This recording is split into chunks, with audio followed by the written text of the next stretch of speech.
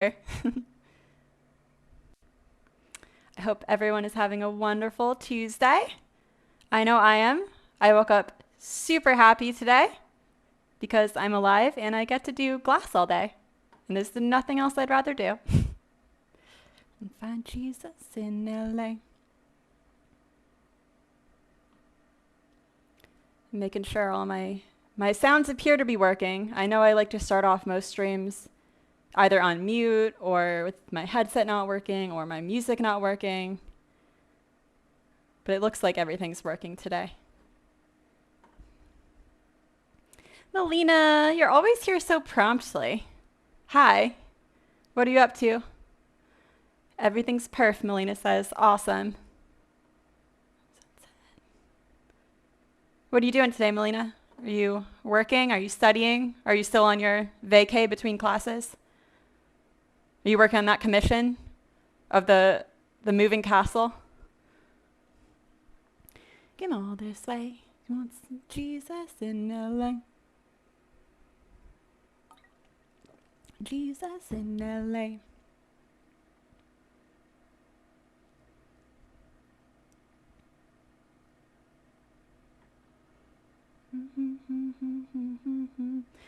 Melina says, you started summer classes yesterday, so you have stuff to do for classes. Still haven't touched the commission yet. Well, your priorities are in order. You're focusing on school. I'm sure that's what your dad would want you to do. I hope your classes are fun this semester.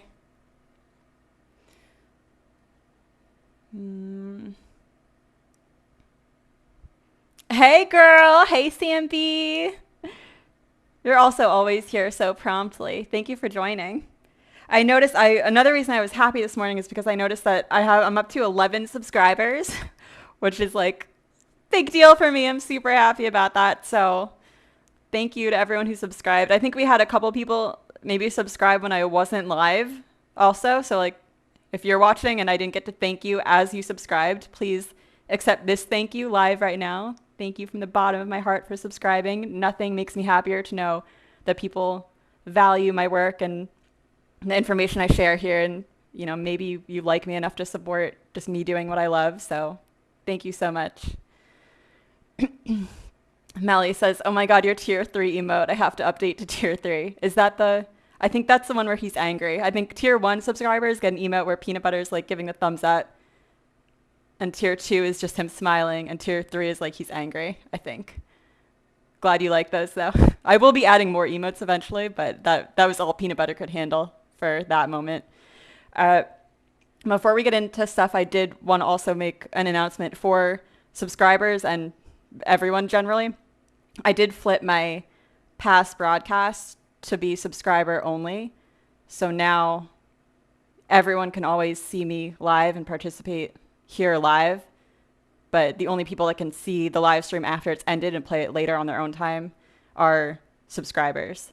But then along that note, I did also make a YouTube channel where I uploaded all of my past live broadcasts so far to a playlist in that channel. And I will probably add like one live stream I do a month or maybe one every other month. I'll add to that playlist. So that way, if someone pops into my live stream and they think they kind of like what I'm doing, but they're not sure if they want to subscribe and they want to see more of my live stream content, because like that's what I would want personally, you can go to that YouTube channel and see a bunch more of my videos, and maybe that'll help you decide whether you want to subscribe or not. Melina says, does it matter what tier subscription? No, the only tier 1 is you can see all my past broadcasts. You can use that one PB emote. You can use some sounds. I think that's everything for tier 1. And then tier 2 is you get more emotes and more sounds. And then tier 3, you just get more emotes. I'm pretty sure that's how it works. Oh, and tier 1, you can also participate in my giveaways. That's the other thing. We have a donation counter at the top. And anyone who cheers is those cheers go towards that giveaway. And once we get to the $100 mark, I will do a raffle type giveaway with a piece that I let my subscribers vote on. And all my subscribers will have like one raffle ticket towards getting that piece. if that makes sense. So I think I described that okay. Hey Josh, Saint Intentions Studio. Josh with Saint Intentions. Thank you for doing these. Happy to finally join one of these live. I'm so happy to have you, friend. Thank you. And Josh says, we found that the combo of Mr. Clean, just learned this ourselves last week, combined with the salt in the patina has produced the blackest so far. Okay, yeah, we will get into that. I did not hear about this until yesterday. I wanted to test it out for myself to see. Just quickly back to the YouTube for anyone who wants to see a library of my past broadcasts. I updated my About section in my Twitch channel page. So if you go to my About section, you scroll down, there should be a little area that says like social links. You can go there and there should be a link to my YouTube channel, and there you can see that playlist that I was talking about. So take advantage of that. And also, it would help me a lot if anyone, whether you're subscribed here or not, could go subscribe to my YouTube channel. The subscriptions there are totally free. It's not like Twitch where you have to pay. You just click a button and subscribe, and it's kind of like following. I'm trying to grow my platform on YouTube as well as Twitch. And, you know, hopefully this isn't like coming across as like a quick money grab or anything. I'm not, you know, I was pushing live streams on you guys, and now I'm pushing this YouTube thing, and it's not a money grab. It's more of like a grab for growth and safety, because I think a lot of stained glass artists, myself included, use like one platform as their main way to grow their audience and advertise their products. Like I've been using Instagram, and it's been super helpful. It's helped me grow so much. But I do worry, like, what if Instagram becomes the next MySpace? Or what if I post the wrong thing on Instagram and the powers that be delete my account? Or what if someone at Instagram just literally has a bad day and messes up and they delete what if I can't get it back? I'm screwed. So I think it's just part of being a smart business owner to try to expand your audience and your potential following to a multitude of different platforms, especially the ones that enable you to monetize, like Twitch and YouTube. So again, hopefully I'm not coming off as being like greedy or money obsessed. I'm just trying to create a sustainable business. And if we're being perfectly honest, none of these platforms is a quick money grab. Like, to just be totally transparent for a second, Twitch takes 50% of the subscription money. So like a tier 1 subscription for you guys is like $5 a month. I only see $250 of that. And then on top of that, Twitch takes another fee, another percentage when a creator goes to actually take the money out of Twitch. There's another like 3% fee. And then PayPal takes another fee. Any of that money that came through PayPal, they take some of that too. So just FYI, if you see like, you know, a creator out here with a bunch of followers or subscribers on Twitch or YouTube or these companies take a huge chunk of it, which is another reason it's not really good enough to be just in one place. And again, I'm not saying this to try to like get you guys to subscribe or donate more money or anything like that. I'm trying to be real and authentic, and I'm thinking about this, so I'm saying it. I personally think the best way to build a strong, sustainable business with loyal customers is to be honest and transparent and show them your real selves, what you're about, why you're doing what you're doing. So I'm always going to try to do that with you guys. And along that note, if you ever have questions about like anything, nothing is off the table. Like why am I pricing my products the way I do? Why am I, taking part in this business strategy? Ask away. I'm an open book pretty much. So again, thank you for listening to that rant and for being here and subscribing if you have. Melly says, just having a Facebook and Instagram stresses me out. I feel like there are too many things to keep track of. Yeah. Also with the point you made, becoming the next MySpace. I know that's another I like YouTube because it's very passive. Like you can just upload videos there and you can passively make money off of like the ads that run at the start and end of a video. So someone in a completely different time zone than me can be watching my uploads there. I don't have to be live doing anything. They can just be watching them, and I can be making a couple cents or a dollar or whatever every time someone watches a video. So that's very passive. I don't have to worry about it. Whereas Instagram, I have to be posting every single day. Here I have to be live, actively interacting with you. So I'm trying to think about more ways that I can make it more of a passive strategy, because I get stressed out too, just like you said. Melly says, yes, using social media will never be easy to use and small business friendly, I feel. It's scary. And I've mentioned it before. It's scary, especially when they can just like shadow ban you. Like I've gotten shadow banned for posting pictures of a marijuana leaf piece of jewelry. Or even like sometimes if like my surfer girl that has like her butt out in her bikini, I get shadow banned for that. It's like, it's scary as a business owner to have your entire income depend on something as like random as that, you know? Josh says, an old mentor of mine said, show up every day and do good work and the business will come. Very true. I agree with that. This being said, the hustle never ends. Keep up the great work. It's not a money grab. It's just staying current on the trends and getting the return you deserve. Stagnation kills growth. Very wise words, Josh. Also, some free advertising for Josh. Is that your Insta handle? Stained Intention Studio? I think it is. Everyone should go check him out on Instagram. I think you work with your daughter on stuff, right? He makes very fun, like funny, punny, what do I say? Alternative style stained glass pieces. So go look at his work. It's fun. Melly says, but porn stars can post whatever they want, and there's worse out there. That fucking kills me. How like Instagram influencers can literally post with like their fingers over their nips and their entire ass out, and they can make millions of dollars. But God forbid I post a mermaid with a fucking wire for cleavage. It's all just like, you know, who's paying who and who has enough money to help out the right, like, you know. It's not a meritocracy, that's for sure. Unscreened caller, you're back. You were the one who went on the tour of the Kokomo studio, right? I think a couple weeks ago. You were going for like a graduation.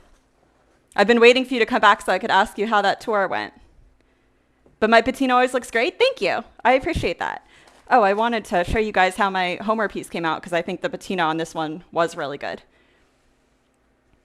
Josh says, correct. Grace and I are having fun learning. Oh, one of my best friends growing up in high school and middle school, her name was Grace. So I have a soft spot for that name.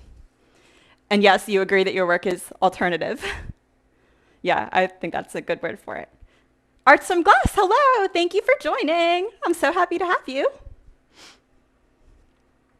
I'm trying to get an okay view of myself so you're not just seeing any weird part of my body. Melly says, so sorry the sensitive world is offended by a piece of glass. You and me both, girly. But it's a small percentage of the world that's offended by shit like that, so you just gotta ignore it. Not saying your work is just a piece of glass, but literally it is just a piece of glass. But there's also so much love, but that's more of abstract. The love is like an intangible part of it. So if you guys have been following along in my live streams, you've seen I've been working on this piece for the last like two or three. And the last time you saw it, I just soldered it. And then I did the patina and the wire work not live, which is why I wanted to do a patina demo today because I felt bad about how I did it off live and I didn't show you guys my process. But it turned out really well. It's super dark. And I haven't had a problem with my patina in a long time. I used to have so many problems trying to get it to be even and really dark. And I really never have that problem anymore. It makes me pretty happy. So I figured what we could do, since you missed the wire detailing, is that I could take some scrap glass and make two pieces of just like scrap glass that I'm going to literally throw away. And I'll give them some wire detailing, just like this bush, so you can see how I made that. And then we will patina both of them.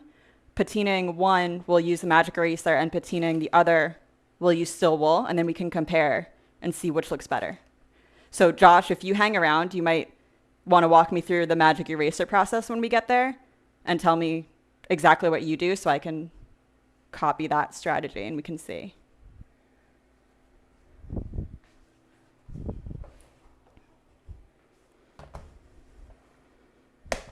Uxard, hi. What's going on, buddy? I'm being rude working off stream. I know. I honestly, my goal when I first thought about doing this was to, because I'm in here literally like 12 hours a day. Like glass is the only thing I do. I work out in the morning and then I just do glass, and sometimes I hang out with peanut butter. And my goal in the beginning was to be one of those people who's like basically always has a camera on in their studio and is just like always filming what they do. And I think I can get there eventually. But I'm a little stressed still about live streaming. Like I'm an introvert. So having to constantly interact with people, not that I don't love you guys and not that it doesn't make me happy, but it's just like it depletes my energy. Whereas like an extrovert will be energized by talking with people. It has the reverse effect on me.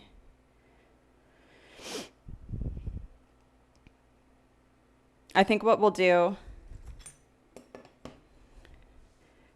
and these are going to be, I'm throwing these pieces away. So my technique is going to be very bad here. So please don't take this as like a example of my work. If you haven't seen me work before, I'm not this terrible. But I'm just taking some scrap glass. And this is just like clear, seedy. Usually clear glass is the cheapest. If you can find a clear without any type of texture, that is like the cheapest. This is like really the only, I don't have any like plain clear really. This is all I had. I'm just trying to get these both to like be roughly squares. Enough.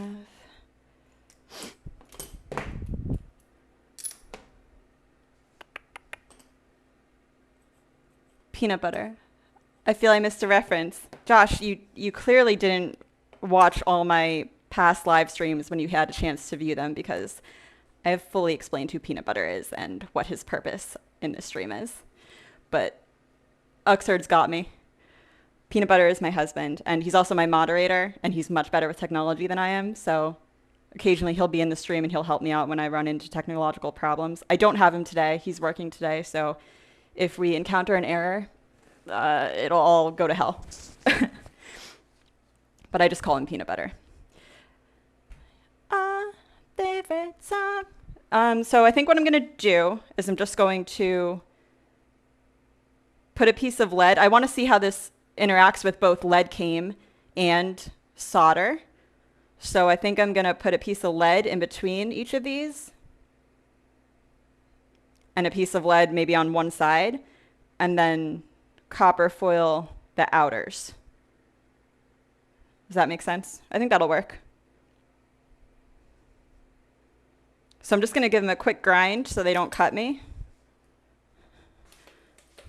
Yeah. Justin Bieber on it. Play on favorite songs. Josh, another thing you should know if you don't know who peanut butter is, you need to know that I sing along with my music the whole time I'm working. And I don't sing well, and I don't always get the lyrics right. So that's something you're going to have to be aware of and just deal with. You can sing along if you want, if it's in your heart to do so. Me and my girls. Me and my girls.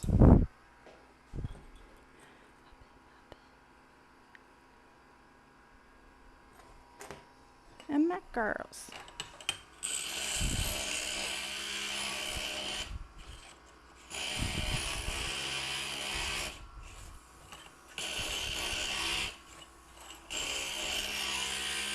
Okay, just a quick grind so they don't stab me.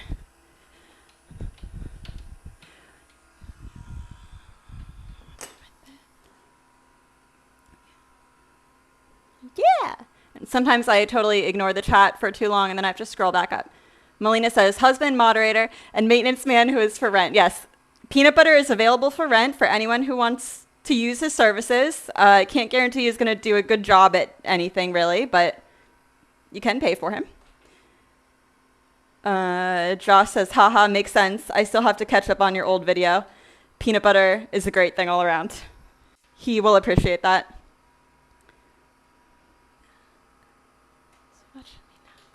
Trip's favorite aunt. Hey, sup, Lori? Or maybe I shouldn't say her name. Sup, lady? Oh my God. am I the last in the fam to know your nickname for Trip is Peanut Butter? I'm not asking how that became a thing. No, I actually like don't. The first time I ever called him Peanut Butter was on that stream. I call him a bunch of different nicknames.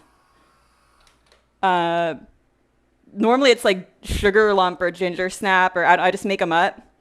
They're different every day, but that was the first time that I had called him Peanut Butter. But then the people that were watching, it kind of just, they started calling him Peanut Butter and it stuck. So now he's officially Peanut Butter. No one's watching.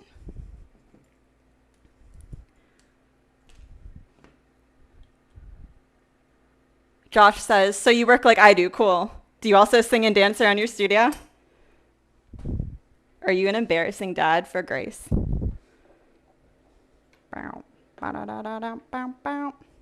Give her my sympathies when you can. I know all about embarrassing dads. Because I had one. Have. Whoa. Talking about my dad in the past tense like that. Off key, but on point. Yeah. That's the way we do it here. Arts from Glass also works like me and Josh. Good. Good to know there's other people embarrassing themselves out here. So I just cut a bit of lead that's going to fit in between these. Again, I'm being like super messy. But that's not the point of this piece, you know? So it's okay.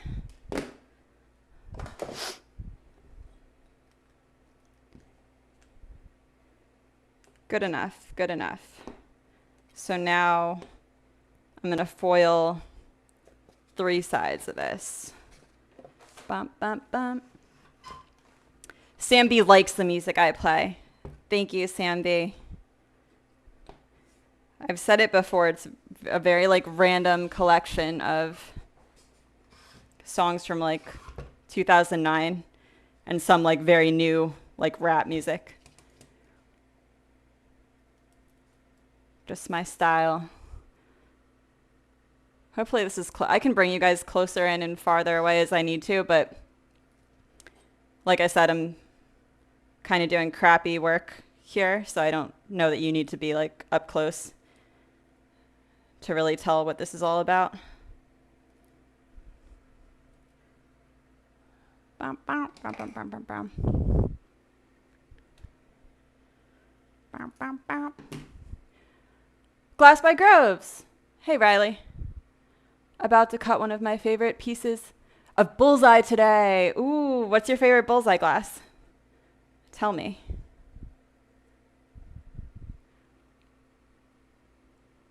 Josh says, yes, we sing and dance, and I take every chance I can to embarrass her. At home only, though. She really liked hearing about how you were inspired by and worked with your own dad. Aww. 1, good on you for only embarrassing her at home. My dad was not that kind.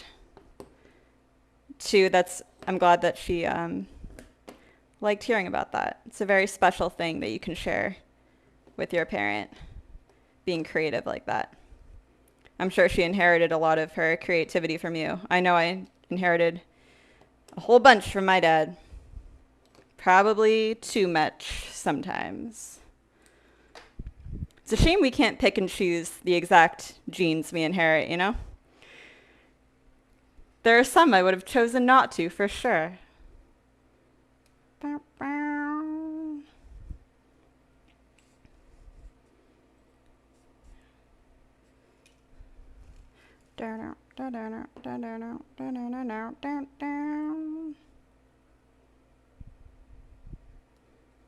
Has anyone else ever used this magic eraser technique other than Josh? I'm curious because I'd never heard of it ever. Hedge Witch is the one who told me about it, and she did say it was like a new thing that apparently people are like going crazy over just recently. Josh seems to think it's the way to go. But we gonna find out.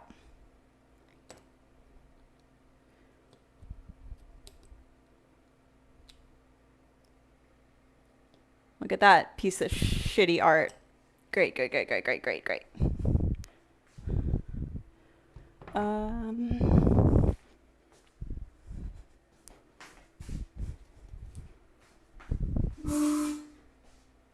Just need a board to pin it to. And I need some pins. Can anyone understand any word of this song?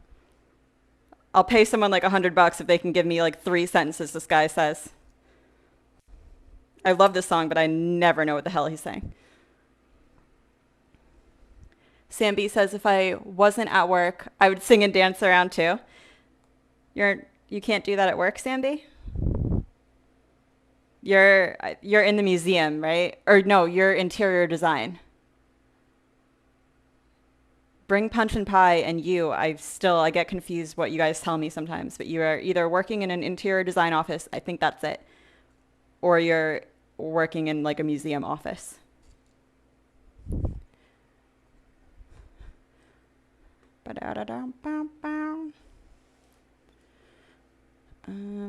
We can use this guy, I guess.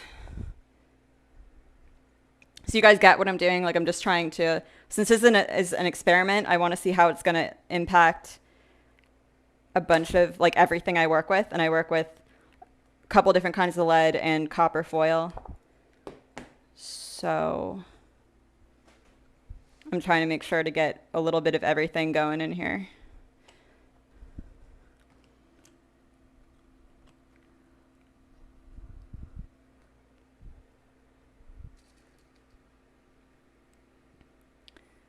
Riley says, it's this very simple looking white marbled glass. That's your favorite?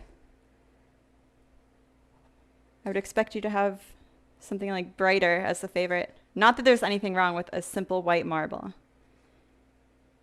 When you join me in our double virtual streams, you'll have to show that one to me in the world. Okay, cool. My Kitty Paws 4. I don't know if you've been in here before. Hello, My Kitty Paws 4. Joining you for the first time from Wisconsin. Oh, you must be someone I'm related to. Thank you. I hope you are entertained and not embarrassed by me as your relation.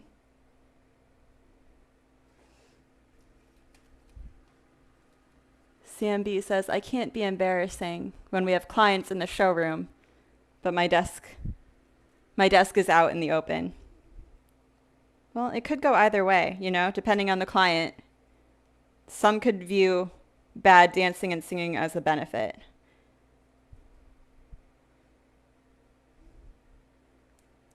Grew up in an Indiana town, had a good-looking mama who never was around. She grew up strong and she grew up right with the Indiana boys on an Indiana night. Josh says, magic eraser technique is solder, clean off flux with quick clean. Then we rub the magic eraser, same pressure and duration as steel wool. Works best with copper, then silver, then black. You guys did the same experiment. Ooh, good to know it works well on copper. I thought about doing a whole bunch, like you just said, like one for copper and one for silver and one for black. But then I was like, that's going to take more time, and I barely ever use copper anyway.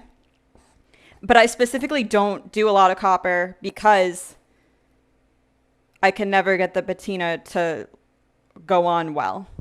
Like it always looks blotchy. So if you're telling me this magic eraser will help with that, that gets me excited. Although naturally, I don't know if there would be that many pieces I would like want to use copper patina with.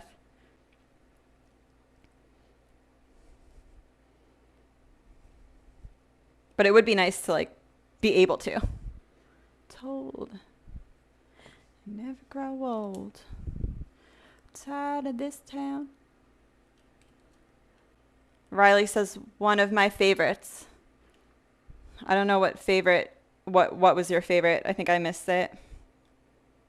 Unless you're still talking about that marble glass.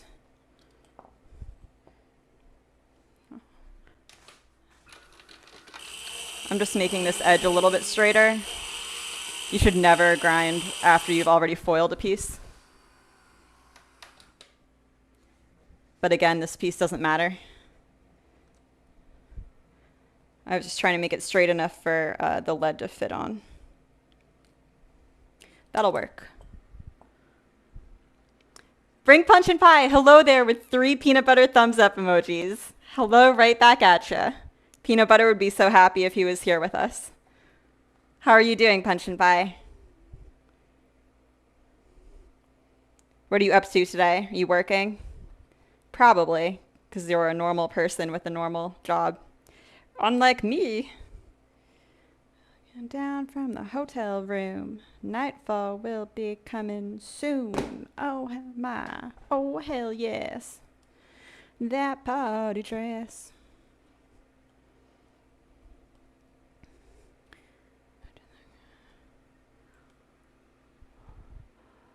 Needing less. Hello.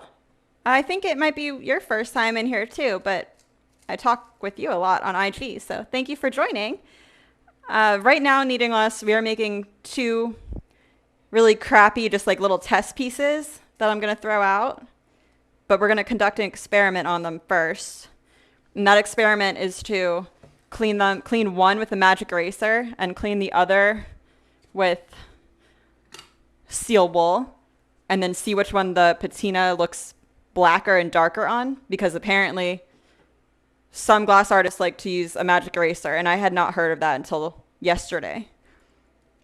And I want to see if that is indeed the better way to go.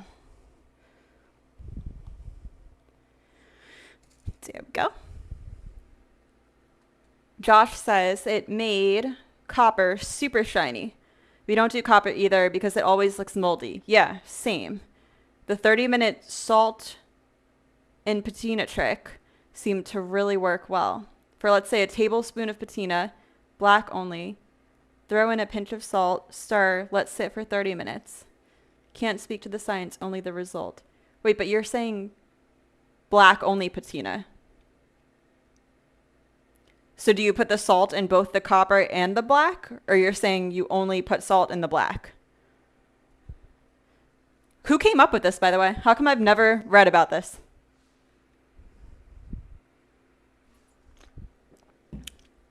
Groves, you were talking about your glass. Okay.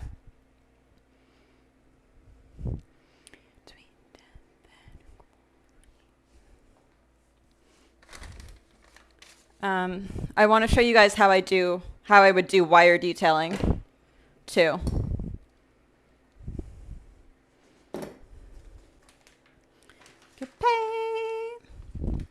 And I wish I had an extra Homer, but I don't.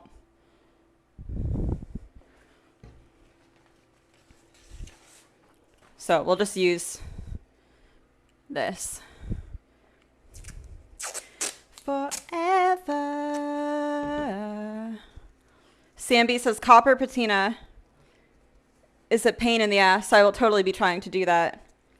Yeah, I'm very curious to try with copper now too. Maybe that'll be the next, I'll do another experiment the next time I stream. We'll do that.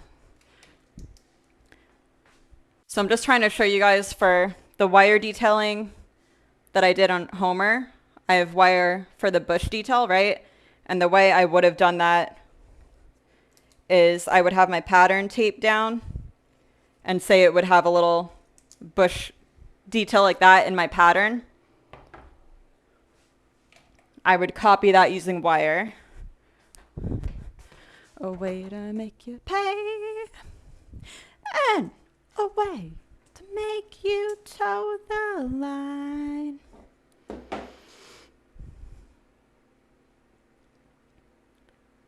Josh, Jacob August 1, thank you for the follow. Welcome. Josh says salt in the patina for black only, no salt in the copper. And you heard about it on Facebook. See, Facebook is normally garbage in my opinion, but every once in a while, it'll come in useful. Needing Less says, why is copper patina so moody? I don't know, but someone should come out with like a better one. That's the other thing that bothers me about Patina. It's like Novacan is like the only Patina brand that you can get. And like, what if you don't like that? Hedgewitch was telling me about other patinas, but I've personally like never seen any other patina brand in any store or online ever.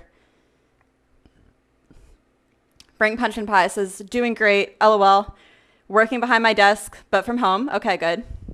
And she also wants to try that, the patina trick. You have a glass project you've been meaning to finish. Anyone have trouble with scratching when using mirrors? Any tips or tricks to prevent that? Personally, Punch and Pie, if I'm using a piece of mirror, I never put it on my grinding surface. Like, I always hold it. Like, if this were mirror, I hold it like this. See how this is on the grinder? I hold it above and I grind. So the bottom of it will never get scratched. And I also, whenever I use mirror, I'm sure to use a really like worn down grinder bit. Don't use a new one. If you use a new one, the backing will chip off. So I save really old, really worn out grinder bits just to use on mirror. And that helps.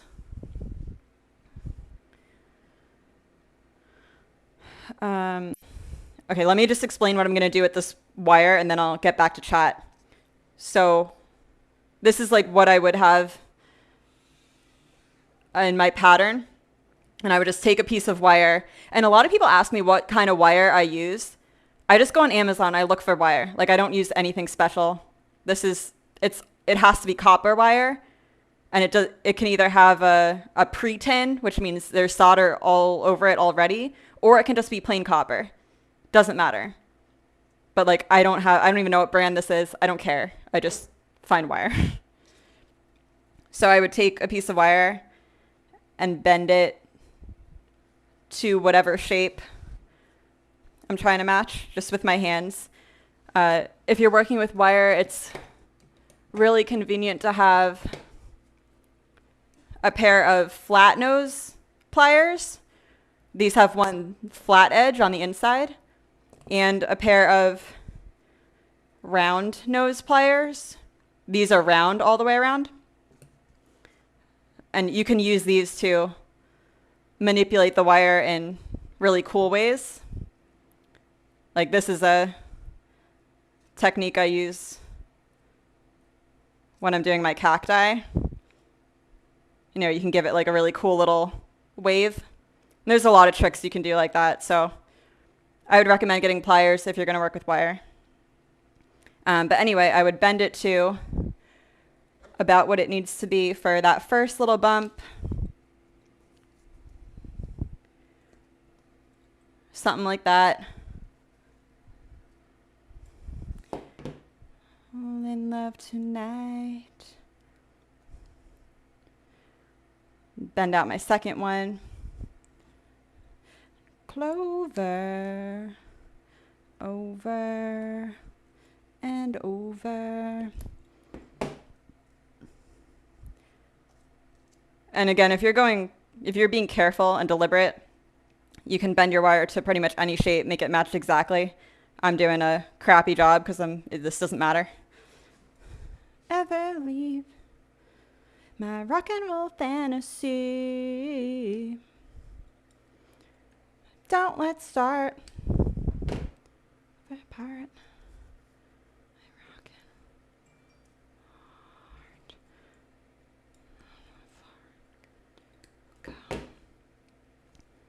So I would get all my little bits together and then I would move over to my soldering iron and get it going. But let me go back to the chat because I know I've been ignoring.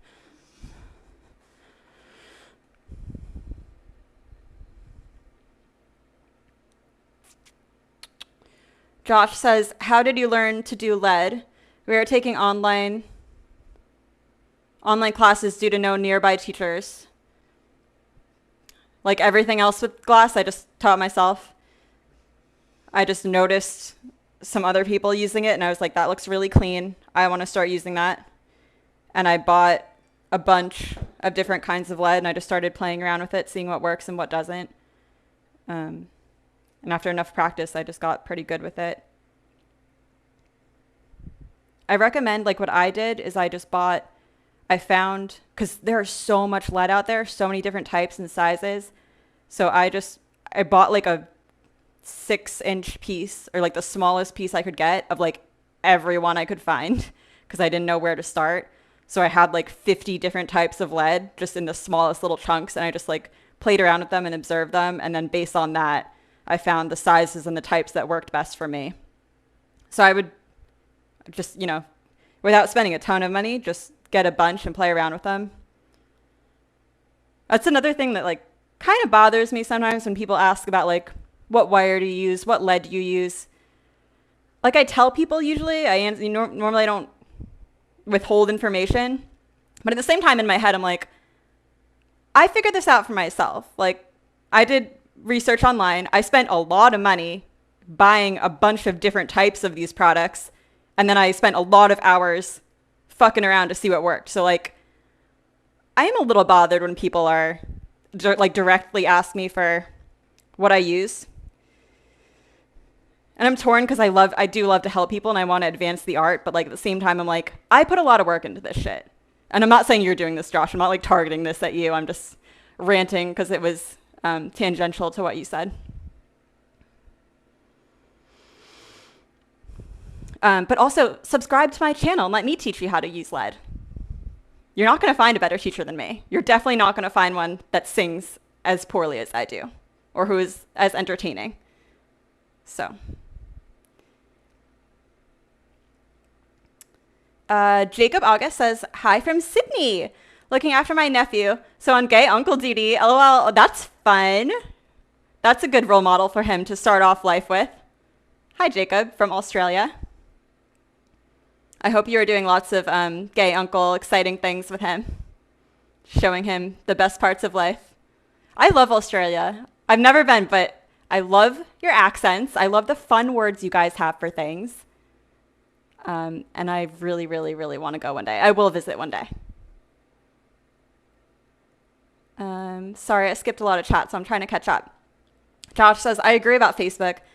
The Not Your Grandmother's glass is new and a great place for tips and alternative glass pieces. A diamond in the Facebook ref. I have not heard about that. I generally stay off Facebook. I just like have it linked to my Instagram, so whatever I post to Insta goes to Facebook, but I'm not on there. Riley hasn't used Mirror yet. Riley, Mirror is scary. If you ever want tips on working with it, I'll be happy to help you out, but it can be scary. Especially, make sure you seal it right. That was like the biggest lesson I learned. You have to seal it. CMB also wants to experiment with Mirror. Bring Punch and Pie says, good call. I've been using painter's tape on the back when I grind, but I was still getting scratches. I'll try it that way. Thanks. And Josh, do you mind sharing where you take your online lead class? I find it so hard to find formal classes online.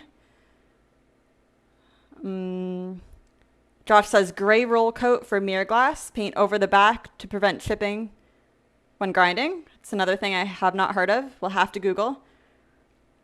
Agreed on the process of learning yourself. That's why I didn't ask too specific a question, because I think that too. Yeah, I appreciate that. Although people like that like support me and like talk with me regularly and like, buy my work, I have much less of a problem giving information to those people. It's more like the people that don't even follow you, don't like your work, and then they ask you something like that. It's like, you got to like support me in some way. Punch and Pie says, okay, I'll check that out too. Thank you, Josh. I did try a can of mirrored spray paint and then black on the top, but it didn't do it. Needing Less says, come for the song, stay for the art. Come for the bad singing, stay for the bad singing is my motto. All right, I am turning on my soldering iron. I'm going to bring you guys a little bit closer.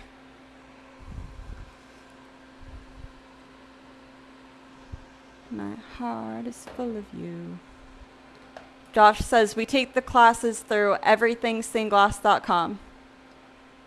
Josh, you have a lot of like online resources for glass that I wasn't aware existed. I should try to look online more often. I feel like when I first started doing glass, I really looked online like really hard to try to find resources. And I utilized the ones that I found, but I didn't find that many. And then I just was like, fuck it, there's nothing out there, so I'll just learn everything 100% on my own. And then ever since then, I like haven't really like researched online for anything very much.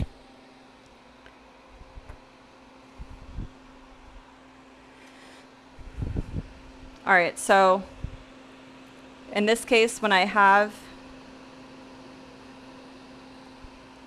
need a glove. When I have my wire the way I want it, or rather cut to the way I want it, then I found that the cleanest way to connect two pieces of wire like this is when one is on top of the other one. Like this end of this wire is just on top of that one. So I'll use tweezers to kind of stack them like that. And then I'll take my glove hand and press down so they're like trapped on top of each other like that. I will flex them. Make sure they're on top of each other. And then just put a little bit of solder to kind of glue them that way. So now they're together. And personally, I just think it looks a little bit cleaner if after that you give them like a little dot.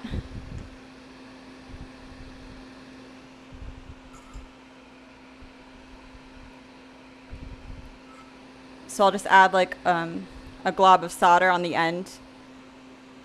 I just think that looks cleaner and better, but you don't have to do that. And then I would do the same thing down the line. Make sure everything is flexed. Stack these two on top of each other.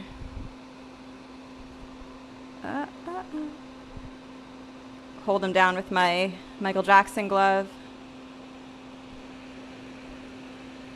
Put a little solder just to keep them together. And then put like a cleanup dot on the end. I remember when rock was young. Me and Susie had so much fun. And again, this isn't like the cleanest job I would do, but just to demonstrate, that's how I do my wire detailing. Kick I ever got was doing a thing called the crocodile rock. So we're gonna put this on there. I'm just gonna make another one real quick to put on the other one, and then we'll solder our little experiment. Just can't keep still. No, you better wait. The price was $140. Then we figured we would poach Glasswork Pixie. Is that what GWP is? $140 for one lesson? How long were the lessons? I don't think that's that crazy if it's like a decently long lesson where you can like ask questions and stuff. If it was just like one 20-minute video where you couldn't ask, you can like live ask, then that would seem wild, but James.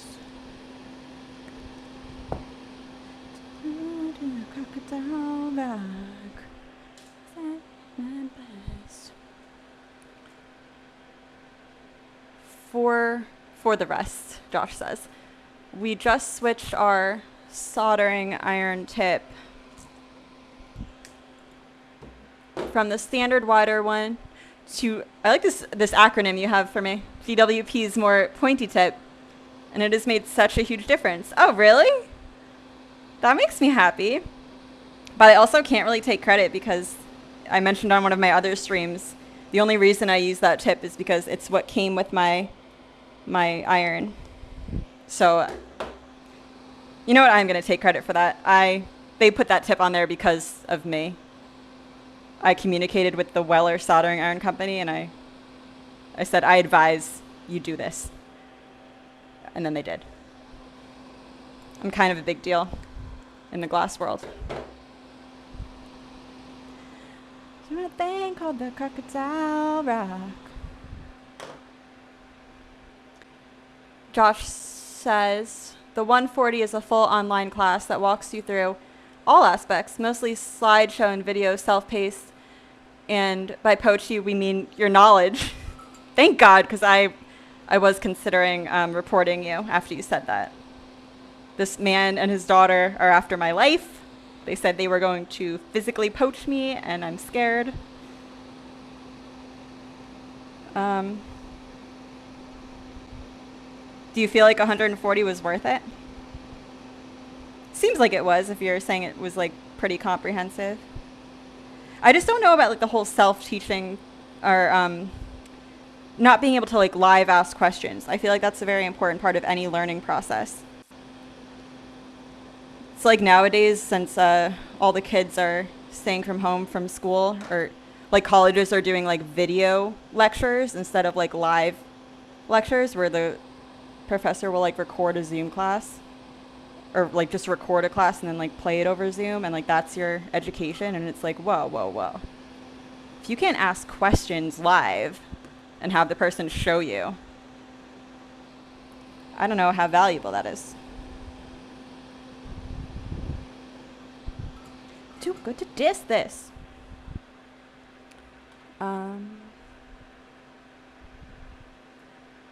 Needing Less says, you're a woman, hear you roar. Hell yeah.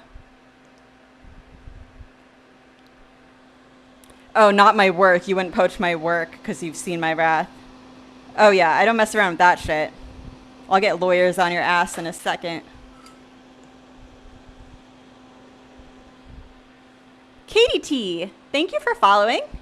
Welcome to the Glasswork Pixie fam.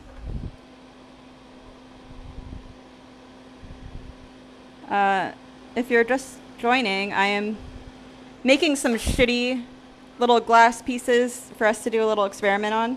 So this isn't high quality glasswork you are witnessing, but it will be informative and valuable in the end.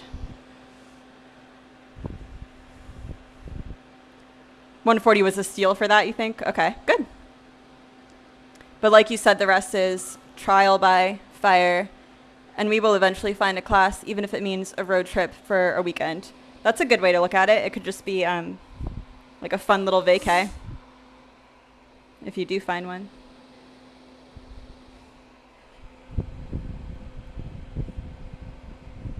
I am going to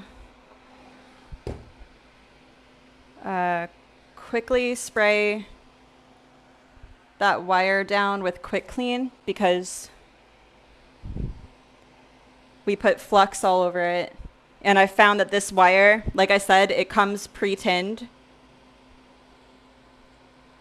which means it's covered in solder. But I've found that, I don't know if it's just this brand or what, but if I don't clean it really, really well with Quick Clean or something, the patina will be like blotchy on it. Like we're going to clean it again. We're going to solder it again and clean it again. But so this might seem unnecessary, but I'm just saying from experience, it's not. Needing Less, do you sell that special tip? Do you have a link to purchase it? Wait, did you think I was being serious when I said I like invented a tip? Because I was totally kidding. Josh was talking about the tip on my iron. See how, I guess it's like thinner and pointier than most tips. And that is just the tip that came with my iron, which is a Weller Westy 51. I bought it a long time ago, so it's possible that it's changed and it doesn't come with that tip anymore. But looks like this is like an 1/8 inch. If I hold it on my little measuring grid, it looks like this is about an 1/8 inch, and it has an angle to it. So I'm sure you could probably find that pretty easily online. Your parents, that it will never happen again. know what that means. I know. Okay. Josh says the special tip is just from Hako, the iron we used. We ordered a 3-pack of tips. Not sure if I can legally post links here. Don't want to get GWP and PB banned. I think you can. I don't think I've set up any restrictions on links, so go for it. If you can't, I don't know how to let you. But yeah, go for it. Needing less says I'm gullible. Yeah, you are if I had you fooled. T19 B2 Hako tips is Josh.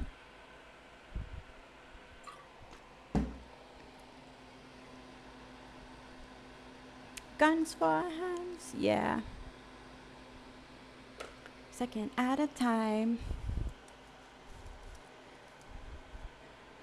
So can you patina lead just like solder? Yep. If you look at the Novacan bottle. So that's a real go. It even says right on it for solder and lead. So it also poison. Don't drink this. So yeah, it operates the same way. And then I don't know if you know about the zinc patina they have, but they also make one for zinc. And I was talking to, I think it was Sam B in my last stream about how I have not been able to get the zinc patina to work very well.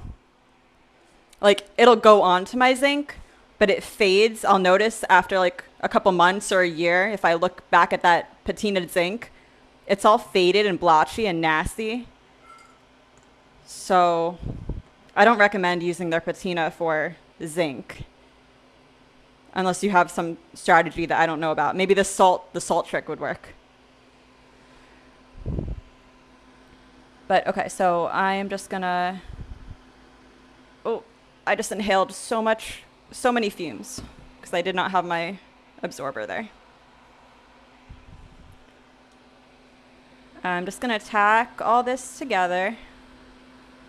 Again, very poorly. I am gonna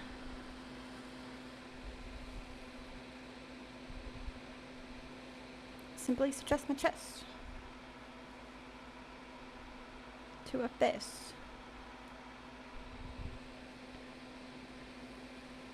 I'm trying to sleep. I'm trying to sleep.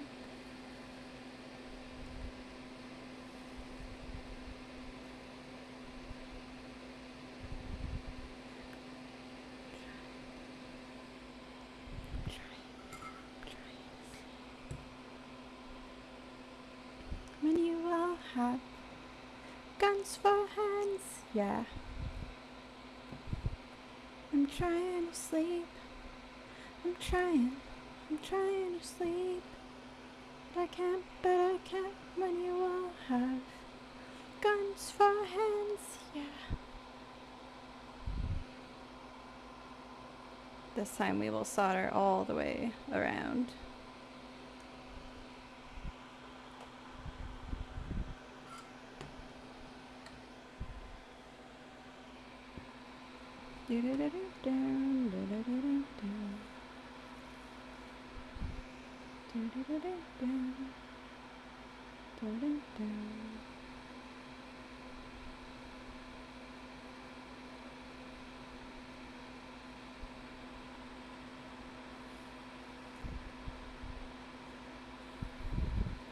Needing less, how, if you're still here, how is the sale of your art been going? I know that a couple times we had chatted, you were showing me pieces that you were making for your friends and letting me know that they like really liked them. And I know that made you happy. Have you sold any more? I keep telling you to price your work higher and sell more, which I still stand by. Wow. And it's played naturally. Makes me hear so. Also, if you guys don't know about like silverback copper foil, this is a good test piece to demonstrate why you should be using Silverback copper foil if you are using translucent clear glass. And I will show you in a minute what I mean. Man, I haven't done a beaded edge in so long. But like, see how if I tilt it, you can see the copper through the clear glass? Maybe you can't see it that great via webcam. You can see right there pretty good. So if you had an actual piece of glass that you use this clear on, and then you use copper foil, you'd be able to see the copper through the glass. And like that looks pretty bad, right? Which is why they sell copper foil that has silver backing. So this is the foil that you would want to use if you ever work with clear glass, because that way when you look through it, it'll look silver and you won't be able to tell.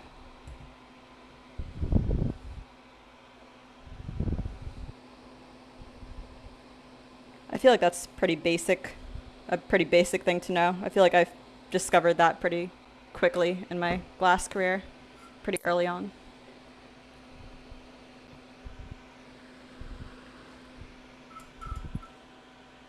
Josh says maybe it's because I'm old, 40s.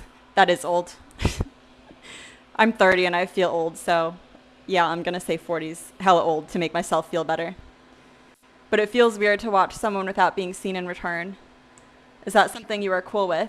I feel like that would take some getting used to as a streamer. I asked Grace, and she said it's normal to her. Maybe it's a generational difference.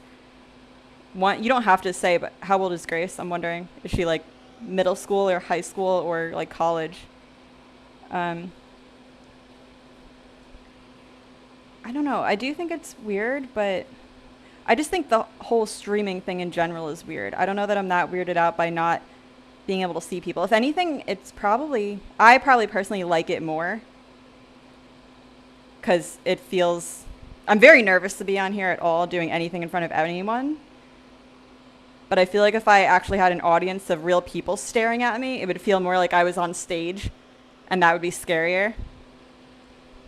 Like, this is going to sound bad, but you guys are like less of people if I can't see your faces. And that doesn't mean I like don't know that you're human beings, but you're just less scary to me if you're just like a name. I mean, I guess that's,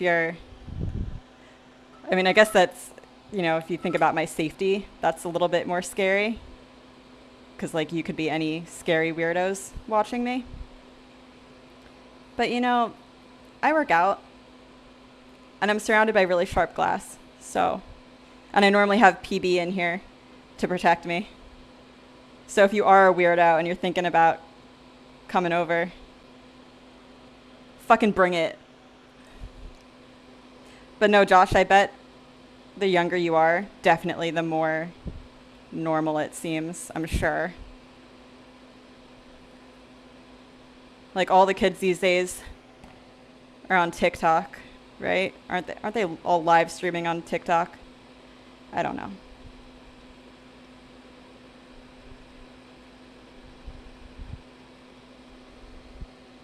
Again, I have to keep stating, this is bad work. I'm not trying to do good work here. I'm doing a really not great job of this beating. And that's because I'm not trying at all. So please don't. I feel like someone new is going to join my stream and be like, what's this bitch all about? And they're going to see me doing this and be like, oh, she's really bad. What she's feeling from me? I try to forget, but it's driving me mad. Going out of my head.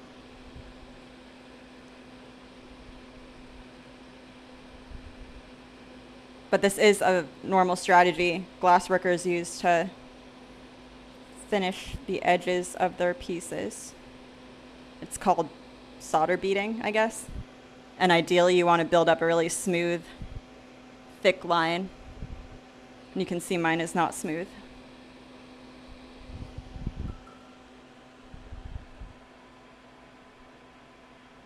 Looking at me? Needing great, needing less. Going great. Have 6 orders pending. Ooh, that's a lot. Still pricing low, but I still don't consider myself on artist level. Thank you for asking. Dude, if you're making anything, you're an artist. But I'm glad that you're taking more commissions and hopefully building up your confidence a little bit. Good for you. You'll just grow very slowly and steadily, and you'll just continue to be more confident, and you'll get to wherever you want to be in enough time. And hey, if you don't ever want to like really sell your work on a big scale and you just always want to just make it for your friends or whatever and like never really charge that much, then you do you. Whatever makes you happy.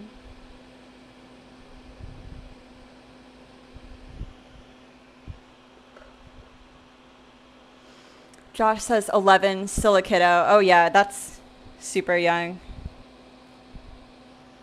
I probably wouldn't want my child streaming at that age. But then again, I feel like you gotta let your kids do more and more at a younger and younger age these days, just because like that's the way the world is. Like you probably have to give your 5th grader an iPhone, right?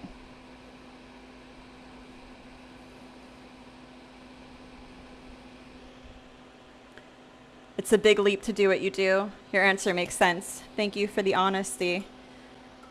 Yeah. I mean, I don't want to lie and tell people it's easy and you wouldn't be nervous doing this. I mean, maybe you wouldn't. I'm sure some people wouldn't. But I think most people probably be pretty nervous, just like me at the start.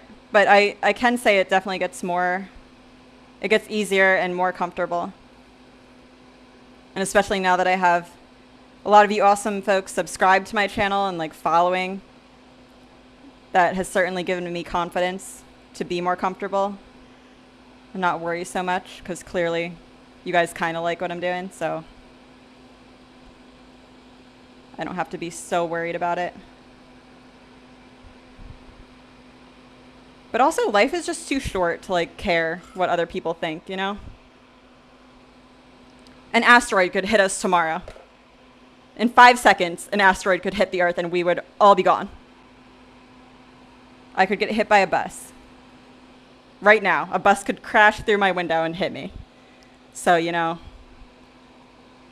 I'm not going to live my life not doing what I want to do and being scared when I have no idea how much time I have left.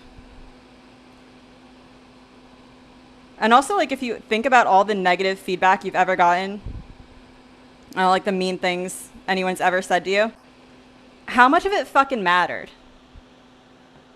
How much of it mattered? How has it actually impacted your life? It hasn't. So, like, you just can't think about that.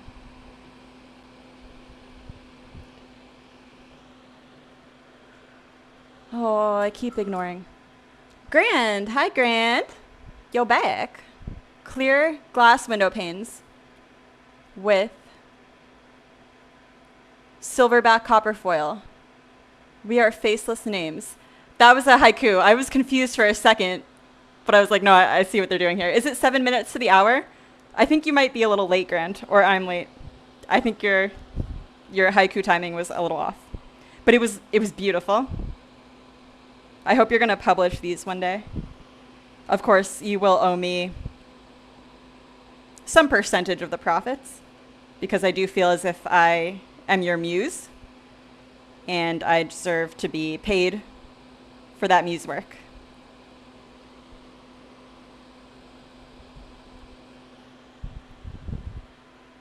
Needing Less says, and you've got hot irons too, bring it. That's a good point. See, if someone were to attack me, my soldering iron would take a couple minutes to heat up to maximum like eye burning levels. But if I could like hold them off for a minute, I could do some damage. Faux show. Grand says the 4 minutes past the hour grand haiku. Oh, we're changing up the timing then. Okay. They're your thing. You can make the schedule, I guess. Dead friend. Hey, what's up? Thank you for joining. Moved to Miami. Gran says, good luck working silver-backed foil into a slam haiku. You saw it here first.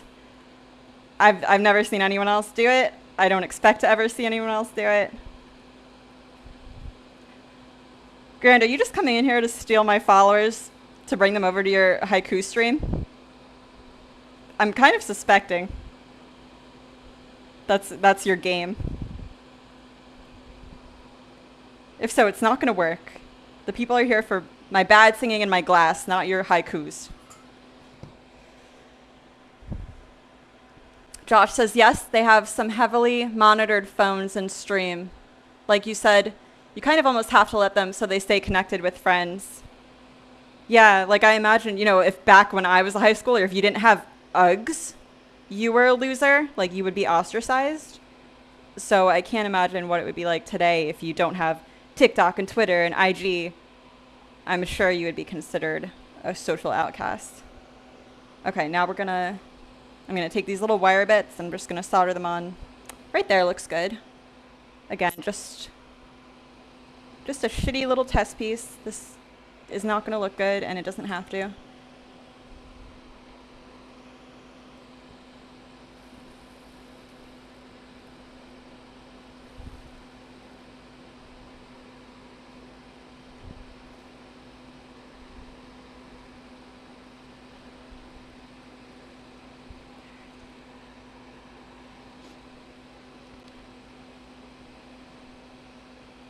Okay, so I think this one's going to be good to go for our little experiment, trying to pull the wire up a little bit. I don't know why, it doesn't matter, just habit. Gonna burn this city, this fire is out of control. Burn this city, burn this city. Here, wait, I should make...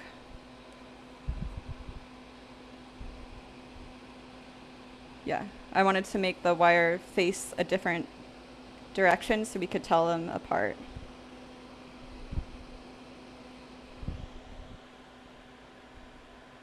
Grant says, haha, what's the going rate for a bad haiku muse? I don't know why we had to put the word bad in there. That seems unnecessary.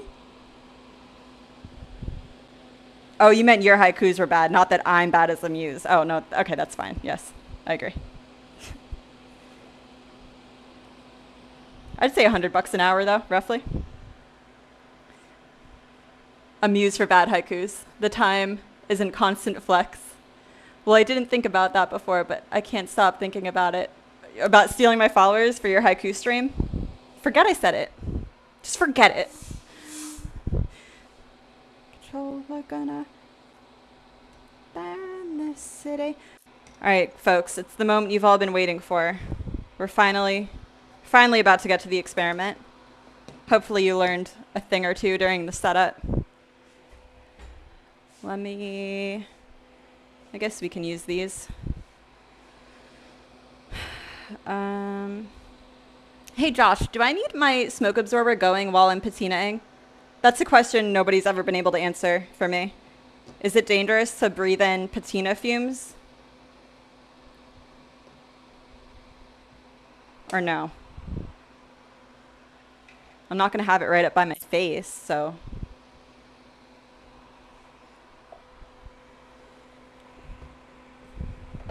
Let's get rid of our soldering iron and our foil and all this crap. If you know me, you know I'm super organized and I have to keep my working surface clean and free of debris or I will have a mental breakdown. Burn this city.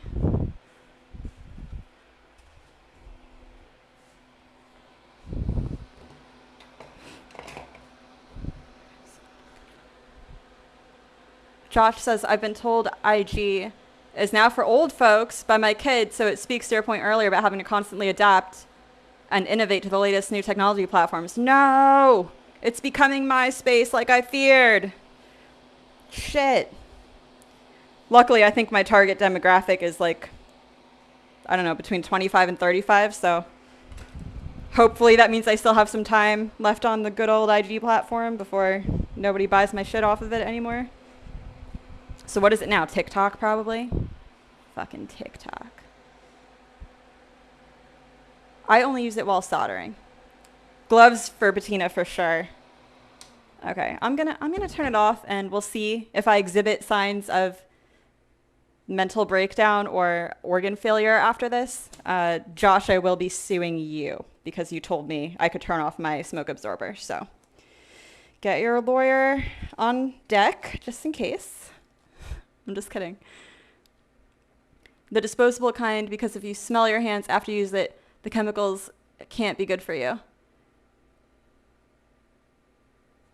You mean the disposable kind of gloves? Because if you smell your hand, these aren't disposable. You can tell this is my patina hand. Samby says on the patina bottle, it says fumes are harmful. I'm bringing it back. Samby's a lifesaver looking out for GWP like that. Wow. Okay. I have to think of what my normal... I do all this by like muscle memory, so when I'm doing it on stream and trying to explain it, I have to like stop and think about what my process is. First of all, we have to separate these. So magic is on the left, lead on the bottom.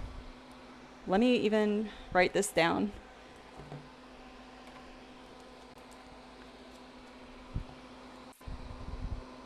So I can tell for future reference. This is lead.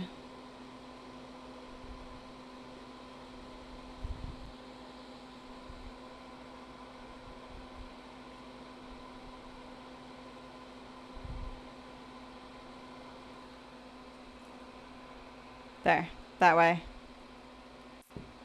I can always tell which one was which. So, Josh, in case you want to leave, I will start with the magic eraser one first, so you can walk me through it. I don't want to like force you to stay on my stream if you don't want to. And then I'll do the steel bowl one. So, I'm gonna quick clean. Right, Josh? And then I'm gonna rub with magic eraser. Are those 2 steps? Are you okay with that? Needing Less says IG is the best place to follow incredible artists of all types. Consider me an oldie then. Good enough for me. IG is by far my favorite. I really hate that I have to post on TikTok and Twitter. I don't like it.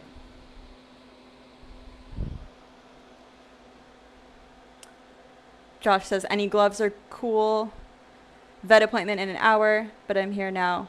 Quick clean, yes, then magic eraser. Okay, cool.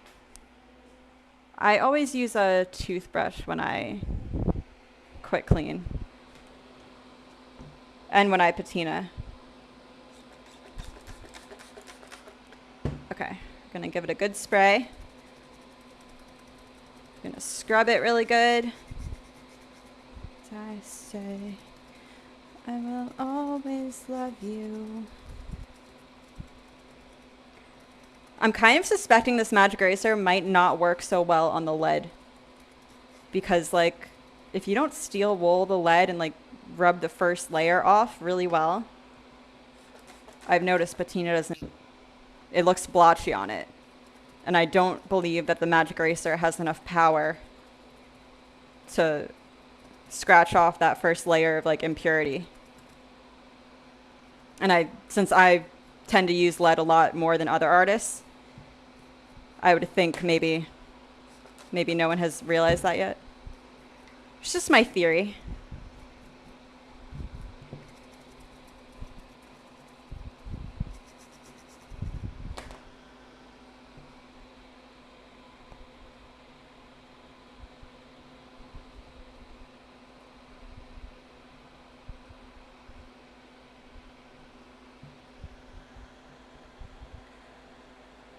Josh says we use toothbrush and Q-tips to patina and to get polish out of cracks once you polish, like after you, yeah. I do the same thing minus the Q-tips for patina. I found that toothbrush makes my patina go on a lot darker than Q-tips. And I also feel like I waste a lot when I use Q-tips because it like absorbs a lot of it, whereas the toothbrush doesn't absorb anything. Y'all feel me? But just me. Okay. Now I'm just gonna erase it.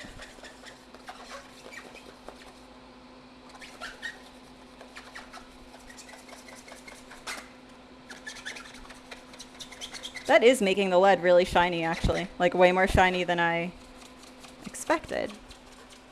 What is the magic eraser made out of? What are you?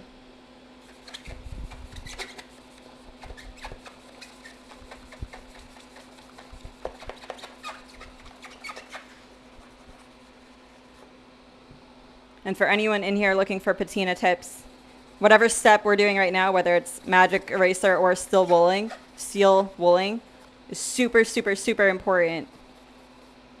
Like, you really want to take your time and scrub it really well. I promise it matters. Needing Less is not a fan of Twitter. Too many trolls. Are there a lot more trolls on Twitter? I never use it. I just made an account not that long ago. Just mostly to announce when I was going to go live here. I like don't follow anyone or like actively. I'm trying to put tweets out now and be funny, but I don't like follow anyone yet. Josh says Q-tips are a huge help, but they do create a lot of waste. Not to sound all hippie-ish, but it's a concern. I wasn't even thinking about the environment. I was thinking that patina is expensive and the Q-tip soaks up the patina, and then I have to pay myself more to buy more of it. So you're right on both accounts, but I selfishly was not thinking about the environment. So Josh, now I can spray my patina on it. Right? It's hard to say keep rubbing without it sounding weird, but keep scrubbing. Yeah. Dead End, what is made out of magic? Josh says, we have learned that taking time and going overboard with scrubbing time makes a huge difference with either the eraser or the steel wool. Exactly what I was saying. Giveaways. I'd rub it for another minute, honestly. You think? Okay. It's like tearing up the eraser, though. This is the other thing here to compare would definitely be the cost difference. I don't know how much a bag of steel wool costs. Like, I buy them in like a pack like this, which has, I think, about 12 little packets of steel wool in it. I don't know how much that costs, but I bought the Mr. Cleans this morning at Target, and they were $5.54 for 6 of them. I have to imagine that's pretty comparable cost to steel wool. But like either way, it's going to be degraded during this step. So like if the magic eraser gets a lot more easily degraded, that could be a factor in your considering which one to use. Because even though that's a small cost, $5.54 for 6 is a very small cost, but that is going to add up over time. So just being smart about your business, like you do want to consider even little things like that. Oh, you asked what a magic eraser is made of, and you said magic. That makes sense. I asked the question, and then I forgot about it. Josh says, to the point where you say, really? Really? And Grant says you can buy off-brand magic erasers too. Yeah, I saw those when I was in Target, and they were way cheaper, and I was tempted to buy them instead, but I was like, I better just do the real experiment with the real thing just in case. The downside of magic erasers is that they disintegrate easily, but you can get the Mr. Cleans at a dollar store for super cheap if you dare to step into one. In Florida? Hell no. You've been to a Florida dollar store? Bull's Glass. Thank you for following. I recognize your name. You're either a streamer on here or maybe we've talked on Instagram. But thank you for following. Welcome to the Pixie Glass fam. Josh, can I do it now? Really? Can I do it?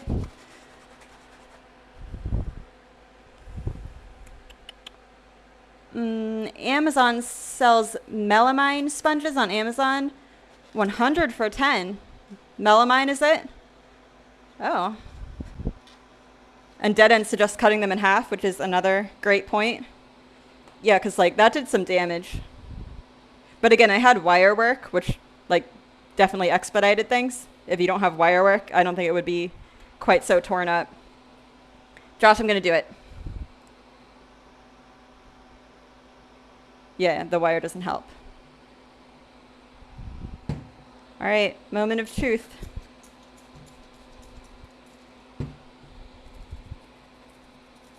I do one side and I scrub it really well with my toothbrush.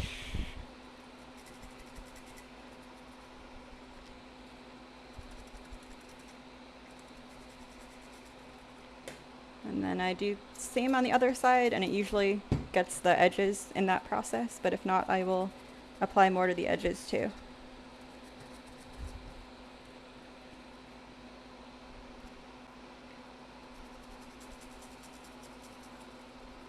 Another note on wire, especially if you're using translucent glass like this, it might be smart to patina the wire before you attach it, because if you look, you can see the back of the wire through this, and it's going to be very hard for me to get the patina in there to cover the back of the wire.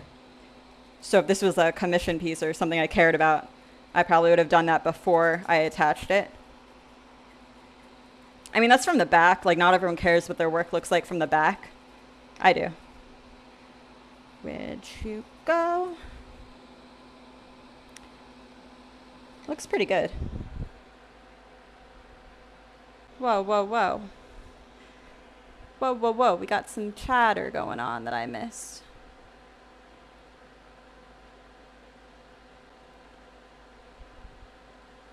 Does anyone know how to get rid of crows? Melly, what's going on over there? Are you being attacked? They're eating all of my bird food. Bastards. Well, they are birds, Melly. I think that's their thing. They should just stick to roadkill. Aren't crows like the one species of bird that remembers people's faces? So don't be mean to them, Melly, because they will remember your face and then they'll come at you like the movie The Birds. You have to be nice to crows all the time. It's very important. It's a big life lesson. Right? They do that, right? They remember nice humans and they remember mean humans, and then they like attack mean humans. I'm pretty sure that's a thing. Grant says crows need friends. Crows need food too. Befriend them with your food and receive. Yeah, and don't they bring humans they like little gifts sometimes, like a penny or like a piece of tinfoil? You could get rich off crows if you were smart about it. If you had 100 crow friends and they all brought you a penny a day. I mean, that seems like a good business opportunity.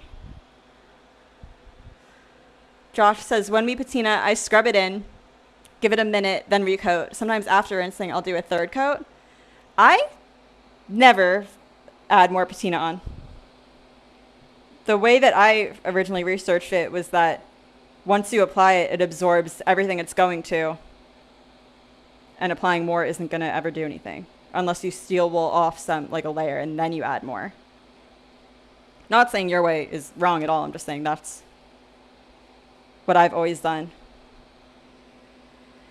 And normally I don't even let it sit. Normally I just take a cloth and I start rubbing it. When I'm working with wire, I will let the patina sit overnight, because that's the one area I've noticed that it does help to let patina sit. If you're using wire and you patina it and then you wipe it off immediately, a lot of times it'll come off the wire, which I don't understand, because the solder on the wire is the same as this solder. So why is it coming off of that? I don't know. But generally, I just apply my patina and then I scrub it off with a cloth.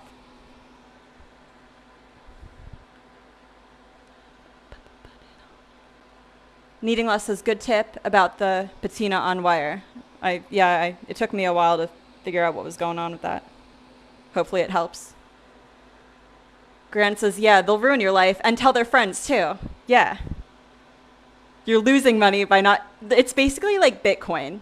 Crows and Bitcoin are the same. Like, you are losing money by not investing in Bitcoin, and you're losing money by not befriending the crows. I think we're onto something here. Grant, you and I, we make a good team. We're going to make a lot of money off haikus and crows.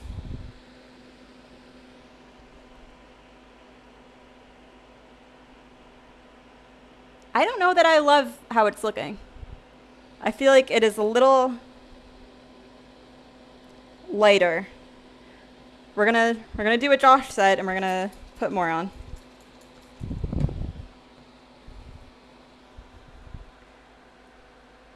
Samby says, I've heard they recognize faces too, friendly and unfriendly. Yeah, that's what I was saying. You should never be mean to a crow because they can definitely recognize people's faces.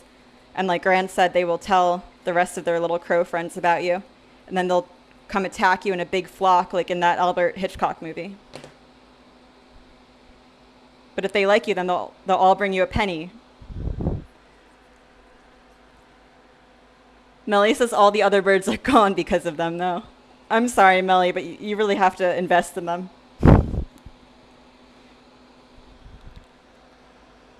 You may be correct, and we could be wasting patina, Josh says. We are here to learn from who we consider the best. Like it or not, take the compliment. I do take that compliment. I'm going to put it right in my heart pocket and cherish it forever. Seriously, that's really nice. Thank you. I'm going to say I don't think adding more patina made a difference, at least not in this case. I'm sorry my camera doesn't focus great. I'm also going to say it's not quite as dark as I would like. But it's not bad. This isn't bad at all. Creeping up like tick tack. I feel like maybe it worked. I was going to say better on the lead, but no, I think it looks the same equally on everything. So Josh, would you do anything else at this point or just let it sit? Because I would just let it sit. Garen says, we need to teach you to twerk for subs, and I don't think we can be stabbed. That would be the ultimate. If I could get a crow in here,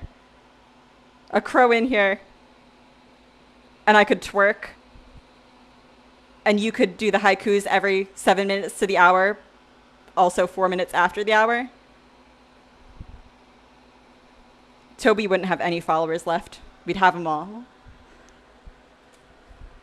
Josh says, as a caveat, we have not tried the magic eraser with plain no salt patina. We've only used the enhanced patina. And you agree it doesn't look super dark. What do you do with the salt you add? So you would take out like a couple tablespoons of this maybe and put it in a different bottle and put salt in it and let it sit for 30 minutes and then do the same process.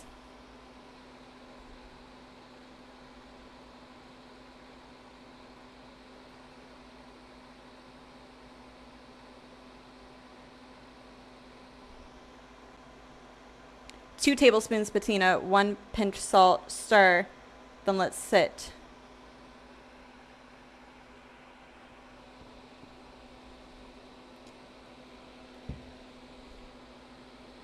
Now I'm wondering if I want to use this other one to do that. How about if I only patina like half of this one?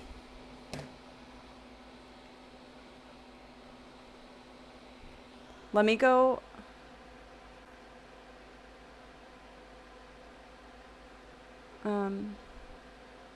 Melly must depart. Damon is here and we're going to shop for veggies and flowers for my garden. That sounds like such a cute date. Have fun. Pick out some pretty flowers for me and say hi to Damon. I love you too, Melina.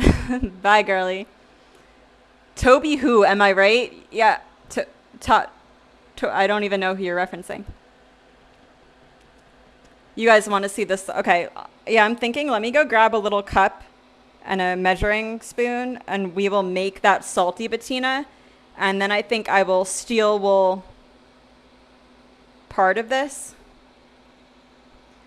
Or I wonder, could I just like also do that on a piece of lead? Would that be enough? Let me go grab what we need for the salt, I guess. I'm going to keep talking, but my mic might cut out when I leave here. I wish I had made a third little sample for us to test all three of these on.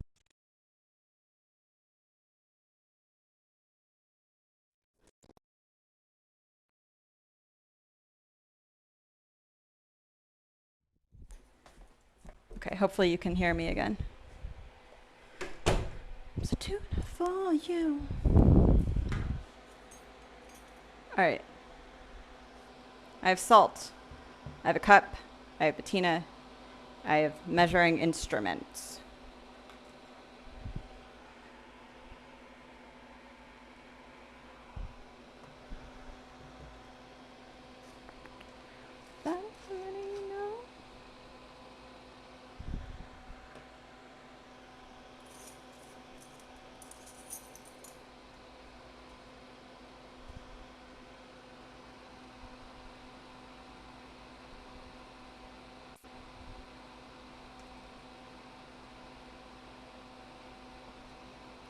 Two tablespoons patina. Check. 1 pinch salt.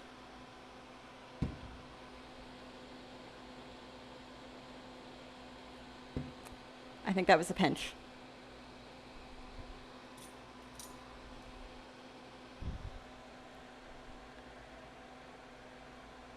Stir. Let sit. Then patina. Aren't you not supposed to like put anything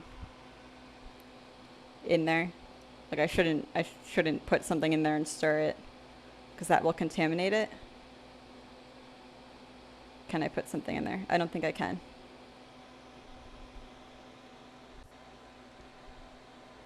Josh says, to be clear, it has to be... No, you're kidding. I started to read that. It has to be imported salt from the Northeast Andes Mountains, specifically between the 3rd and 5,000 foot altitudes, then strained through alpaca hair. I legit thought you were holding out some like secret aspect that this salt had to have. But no, you're just being a funny guy. We use normal Morton's table salt, but we noticed that it must sit for at least half an hour. Make it a heavy pinch. Okay. Gonna add. That was a pretty light one.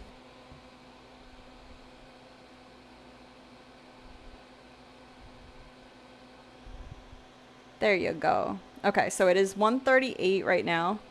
So, sorry, Josh, you'll probably miss it. I think you said you had to go to the vet. I know Melina left. I'll just start working on like a planter steak or something so you guys aren't bored. And Grand, you're going to have to entertain the people with some haikus while we wait. And then we'll come back to this at 2:08.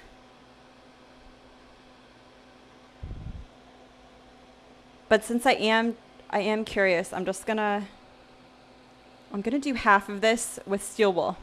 I'm gonna do this. I'll use a Q-tip so we can be precise about it. And I'm gonna just do the patina on part of it. And then we'll do the other half with the salty patina. I know that's kind of ruining our like control group. But I'm curious. I need to know.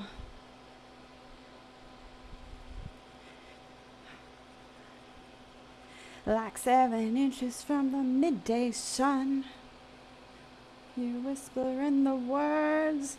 Guys, did Santana ever make any other song? My mamacita, my Spanish Harlem Mona Lisa.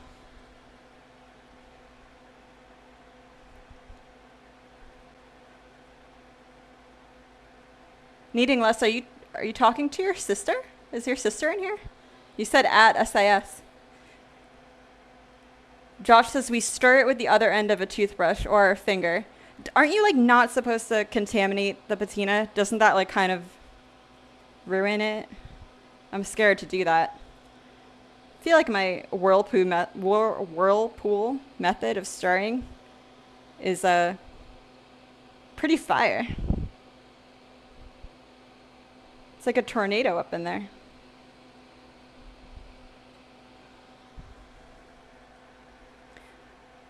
Samby says if it has to sit for that long, you might have time to make another tester. That's a good point. We can make a smaller one too. It doesn't have to have like the wire. If you guys would be more interested in that, then I will do that. Because I'll probably do a planner steak after anyway. I'll probably be on stream for a long time today because I don't have peanut butter and I just spend a lot of time doing this instead of making a product. And I should be making a product. Josh says, have you tried the polish first trick? No. People put polish on first and then patina? I don't like the sound of that. I don't like the sound of that at all. Because I found that if I patina and I put polish on it right after I patina, sometimes it'll blotch up the patina and turn it more like copper or gunmetal looking. So in my mind, I've always thought you don't want to mix them. It's really hot in here and I'm working up a sweat with this. You know, peanut butter's not home. I could actually turn on the air conditioning and you'd never know. I might be sneaky and do it. And the trouble is when I do that, I forget to put it back. So he'll come home and the house will be cold and he'll be like, did you mess with it? Motion that I get from you. Also, I guess with steel wool, you have to be careful when you're steel wooling the wire because it's pretty easy to steel wool off the solder coat. But the magic eraser didn't do that. So that could be one benefit of the magic eraser. You don't have to worry as much about the wire.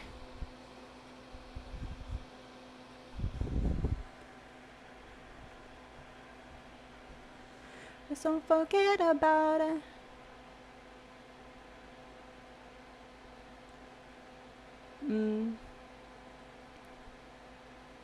Oh, SIS was Scene Intention Studio. Oh, you're just using cute little abbreviations. Sam B says, I love Santana in every song he has. He has more than one song and it's a hymn. I thought it was like a band. I thought it was like a whole bunch of them. Maybe I have to Google more Santana songs though if Sam B likes them.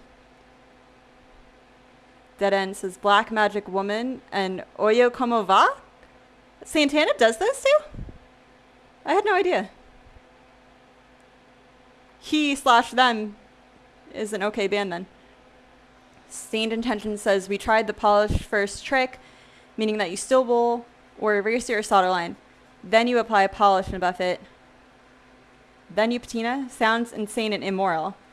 We have had mixed results. Some swear by it despite the sound of it. That sounds hella sketchy to me. I would test it. If I had more test pieces, I would definitely test it. But the one I'm most interested in is this steel wool piece and that salt patina. So that won't be on today's agenda of experiments, but interesting that some people do that. Haikus on demand. Insert coins, receive haikus, leave through the gift. I'm going to count these syllables because now I'm getting suspicious that maybe we're ripping the people off with fake haikus. I don't know if you guys know, but I think a haiku has to have 7 syllables, then 5, and then 7. Or is it 575? Haikus on demand. Insert coins, receive haikus, leave through the gift shop. No, you're on point. I'm sorry for doubting you. Ooh, please forgive me. You're a haiku master. You're legit. Was that enough steel wool? I've been steel wooling the heck out of this for a long time. Does the wool leave scratches on the lead? It does. It scratches off like the top surface. But the scratches it leaves are so like small that you can't detect them with like your naked eye. So that's what it's doing. It's scratching off the top layer, but it's not leaving like scratches that you can visibly see. So you're always good to steel wool, lead, doesn't matter. Can you add haikus to your channel point rewards? I don't know how channel points work, but we can look into that.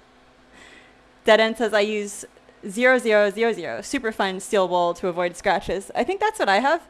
Yeah, mine is 4 zeros, but I've also used 3 zeros, 2 zeros. I feel like I've also used 1 just to see if there's any difference, and I've never noticed any. So I'm going to say that the zeros don't matter. But again, that's just me. All right, I'm just going to patina this. I feel like we're at that point.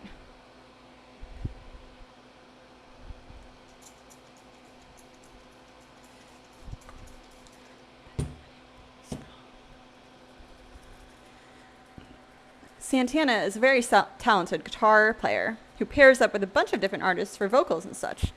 I took an old Santana vinyl from my dad, and it's the one I listen to the most. I have learned so much about Santana from you today, Samby. I did not know that he paired with other artists and that he actually had like other famous good songs instead of just that, whatever the name of that one was, the Hot Day one. This one already looks like way darker to me. I feel like part of me is being biased because this is my method. But it's too early to tell. It's too early to tell. Bring Punch and Pie says, I think I need to rub longer. That's what she said. I usually stop when I see a scratch because I'm scared to ruin.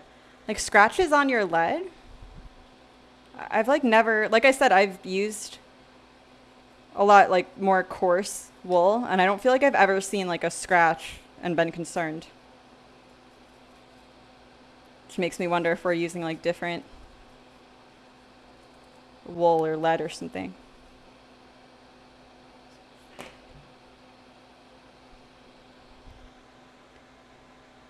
Josh says yes, always 4 zeros wool.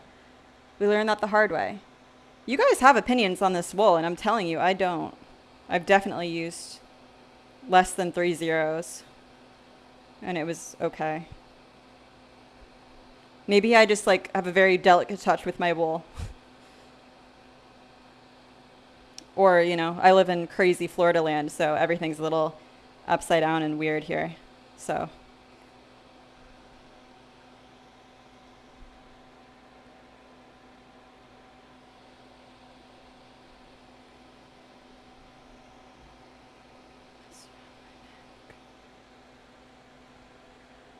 Grand says add. Grand writes you a haiku for 10K. We can do that, Grand. I'll split it with you too. 50-50. As long as you give me the commission off the haiku book, you can get the commission off of my haiku channel points. But Twitch also gets 50%, I think, so you're actually only going to get 25. We'll talk to Twitch about it. We'll get with them. I'm sure they'll understand the value that we're bringing with that.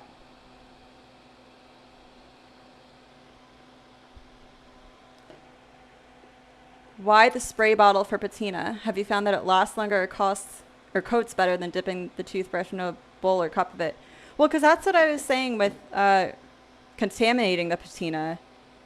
The way that I've always been told, and all the research I've ever looked at online says once the patina is out of the bottle and you touch it with something else, it's like fucked. Like you can't put it back in.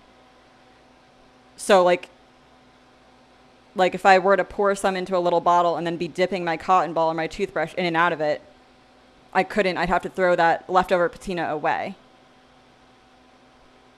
And usually, I don't know if I was bad at estimating or what, but like I would always have some left over that I'd have to throw away. But if you use a spray bottle, then you are applying just as much as you need. And also, if you dip a cotton ball or something in here, like I was saying before, the cotton absorbs a lot of it, and a lot of it is just being wasted, being absorbed into the cotton, and you're not using it. Whereas if you spray on and then scrub with a toothbrush, there's very little wasted product. That makes sense. I'm going to switch to a spray bottle now. I definitely notice I buy patina less frequently that way. Imagine the steel sheep that they have to get that stuff from. Shudders. I just thought about, isn't there like a Pokemon that's like a steel sheep? I'm picturing one in my mind. I'll be flush with channel points. Yeah, you will. You'll be rich. Better than Bitcoin, right? Needing Less has to go. Goodbye. Thank you so much for stopping by. And thank you for saying that you learned something. I'm glad that happened. Um, Josh says cotton does seem to absorb too much. I think it does. I mean, you switch and tell me what you think. Okay. I'm seeing a clear difference here. I don't know if my webcam is going to be good enough to show you. This is the magic eraser. This is steel wool. And I know it's not focusing very well, but you guys can see that. Come on. This one looks like gunmetal. And this one looks like the darkness of my soul.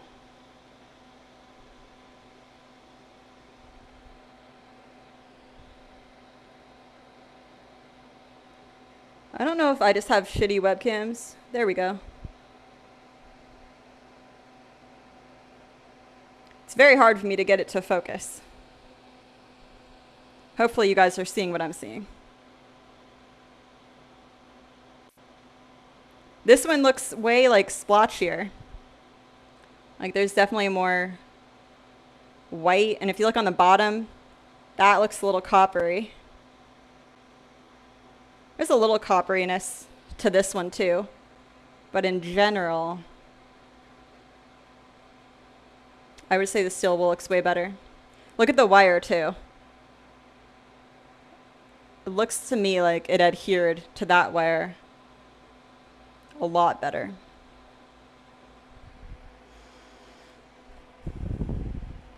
I've ignored your chat. Let me see what we think.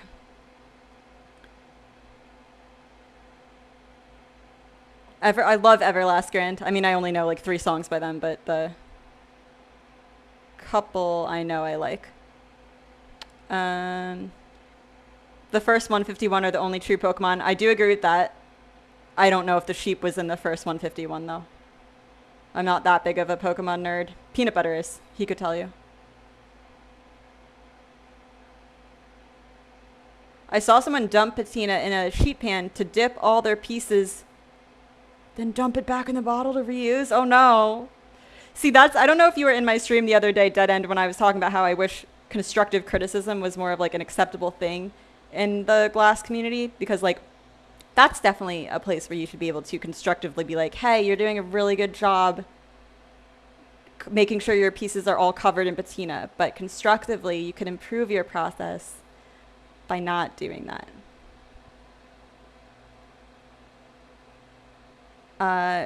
Josh says, I see it as well. Me is not darker? Me? Was darker when we tried, but when you think about it, it can really be a variety of factors that may sway it. Scrub time, quality of the solder brand, patina brand, and mix. So it would be hard to do this as a true controlled environment. Oh yeah, 100%. Just because I seem to have gotten better results with the steel bowl does not mean it would come out this way for everyone. If you're an artist and you're thinking about how you can improve your patina strategy, definitely do this for yourself. Because even something like temperature, like I was talking to someone before about like glass cracking. I've never had a piece of glass crack when I'm soldering. I think it has a lot to do with how hot it is here in Florida. And who knows, like temperature, and it's really humid here too. Like things like that can really affect the chemicals you work with. So this means something to me. This is evidence for me and my specific environment, but it's not like universal truth. Dead End agrees left is darker. Sambi says, I see the difference. Magic Eraser lied to you. Oh, Magic Eraser, Josh, gotcha. Okay, well, damn, it's already 1:55. Time fucking flies on stream. I'm gonna make one more quick sample piece, because by the time I'm done with that, the salty patina will be done. And then we will have all the answers.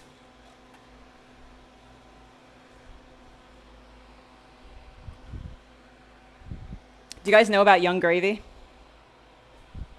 Alexa, hey Alexa, how many bitches can we fit in the Tesla? Told you a bitch. No, like I'm fucking check Tesla. I just like the song. I think it's funny.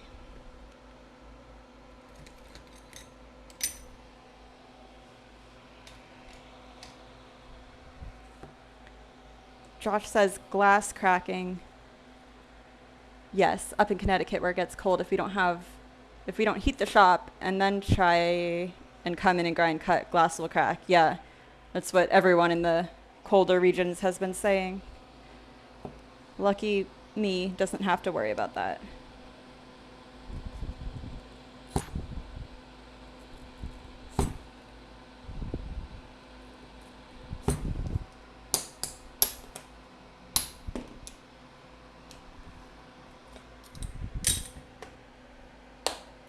Now let's steel wool, then magic race. No, you're getting too crazy, Dead End. Come on.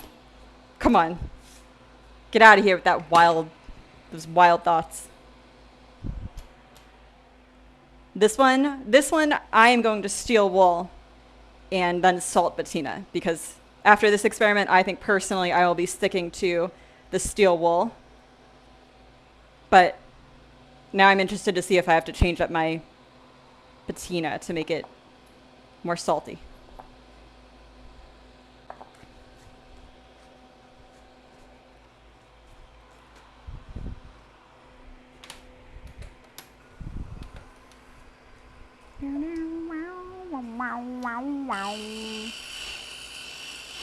Hey Josh, did you and Grace put that Ace Ventura lamp up for sale, or are you keeping it as your own art piece? I really liked that.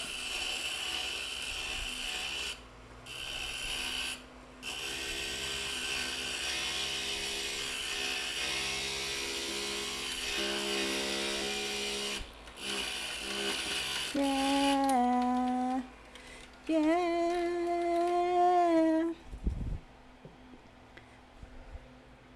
I'm not gonna.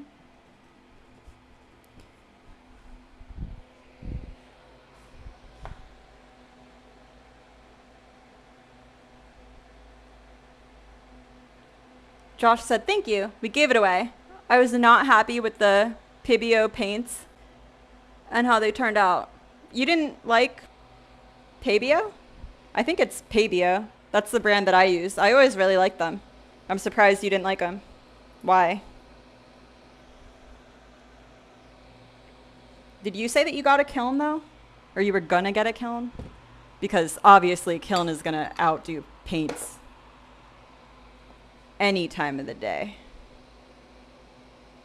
So it'd be dope if you redid it with a kiln, or like did a different scenes to make it a little bit, not do the same exact thing.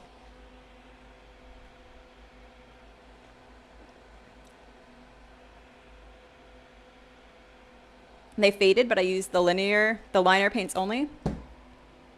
I've only ever seen the glass ones that I use. I didn't know there were like liner ones. Did you bake it in the oven?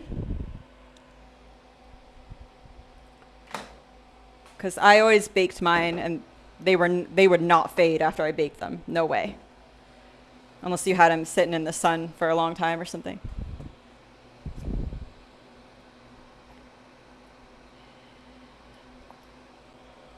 Cool.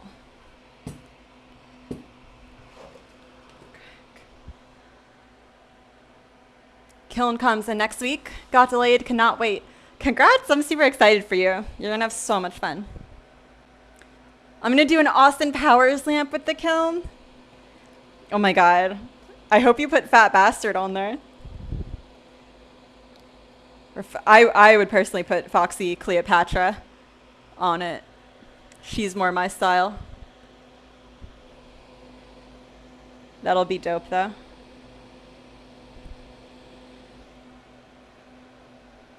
You baked it in the oven and they still faded? I guess the liner ones you're talking about are like way different because.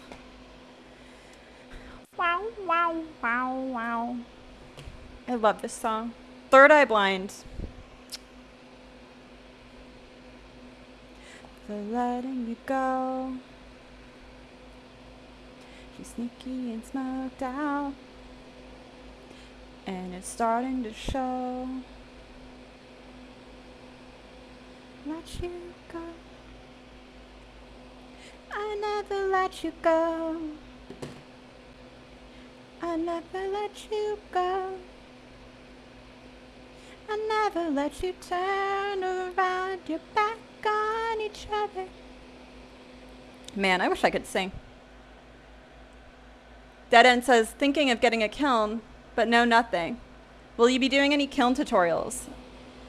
I'm like debating. So there are some things I do with my kiln that I'm pretty sure I have made up the technique on my own. So I'm treating those as like kind of like trade secrets, like IP. And I'm very hesitant to share those widely because I think those are very valuable and I would like to be compensated for that. So some of my kiln work, I think I'm going to maybe do videos through like Patreon or something where it'll be like a fee per video. Maybe, I'm thinking. But there's some kiln work that is like just, you know, everyday knowledge that everyone would know. And I wouldn't mind talking about that. So yes and no, Dead End. Definitely like basic stuff for sure. Like if you get a kiln or you want me to go over some of that before you get one, we can do that.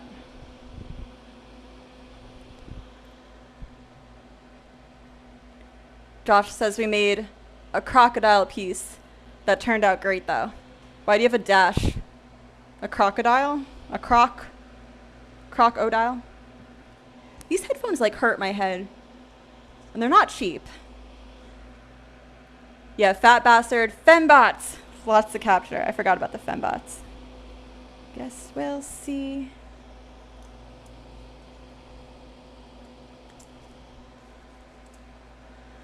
Josh says he'll pay for kiln instruction videos.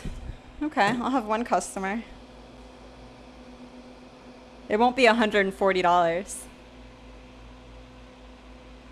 But I'd also want to do them live. Like I was saying, I think the most valuable tutorials are the ones that you can watch live. And as far as I know, Twitch doesn't have a venue or method where I can do a live stream like this, but only for subscribers. I don't know if YouTube maybe has something like that, but like if I could discover something like that, that would be the ideal way to do it. Because I think I could make a good like edited how-to video, but I just personally feel like I learn better when I'm in an actual room where I can ask questions, and I would want whatever I'm doing to be of the most value to you guys, you know.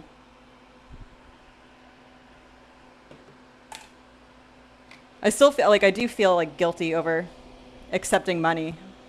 I know as a, you know, full-time creator, and this is my full-time job, I have to get over that, but I still like,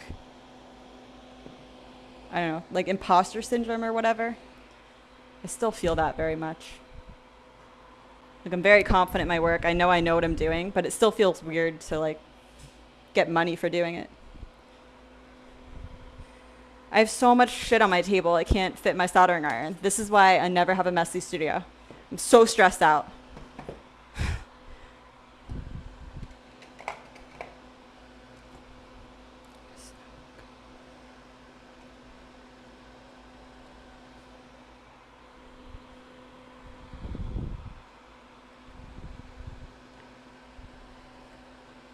On the scene. Dead End says, agree, would pay for videos. Maybe a Zoom. Oh, that's an idea. That's a good idea. What would be smart is if I could do like a Zoom live for a certain amount of money and then be able to save that video and then upload that to like Patreon and have people be able to download it and watch it for a much less amount of money. So that way there's like tiers. I like it. I mean, definitely take other kiln classes if you guys have time. And I'm not saying I'm going to be able to do this anytime soon. I don't want you to like hold out waiting for me. So if you have an instructor in your area or something, don't wait for me.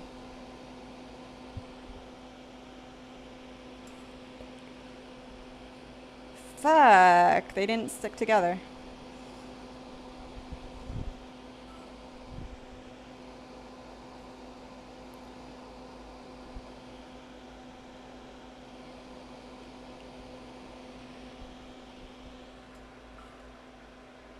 Dead End says, imposter syndrome is so real. I feel ya.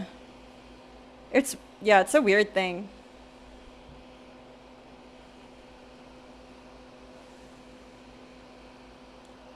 But I feel like almost like the fact that you have it means that you're probably like a good person, or like you're good at what you're doing. I feel like terrible people don't feel it. Like they just think they're amazing and they deserve to be paid for everything. So it's almost like the fact that you have it should be some level of comfort. But I don't know. I'm just quick cleaning this wire like I did before,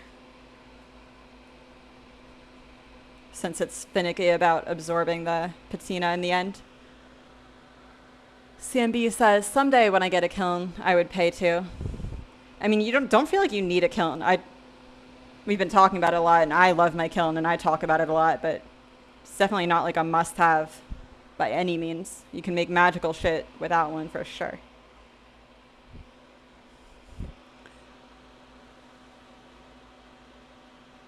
Dead End says you can save them off of Zoom. Cool, good.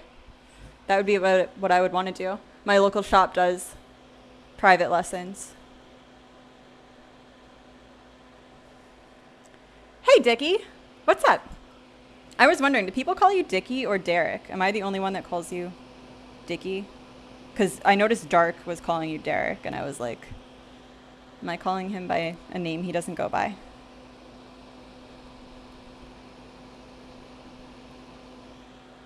What a wuss wearing gloves. Wow, you come in my stream and the first thing you say is something like that? Gonna have to bounce yo ass. Who is my stream bouncer? I forget. I had a stream bouncer. Was it you, Grand? You can't be both my bouncer and my haiku artist, though. We need some muscle in here. Or was it Peanut Butter? It's probably supposed to be Peanut Butter, but his fucking ass never shows. He's always doing this thing called work, where he earns like a real salary, you know? Wild. Oh no. Too much chat. I wish the chat would pause from where I last read it. Is there some extension that, like Siri, that'll listen to what I read and pause it?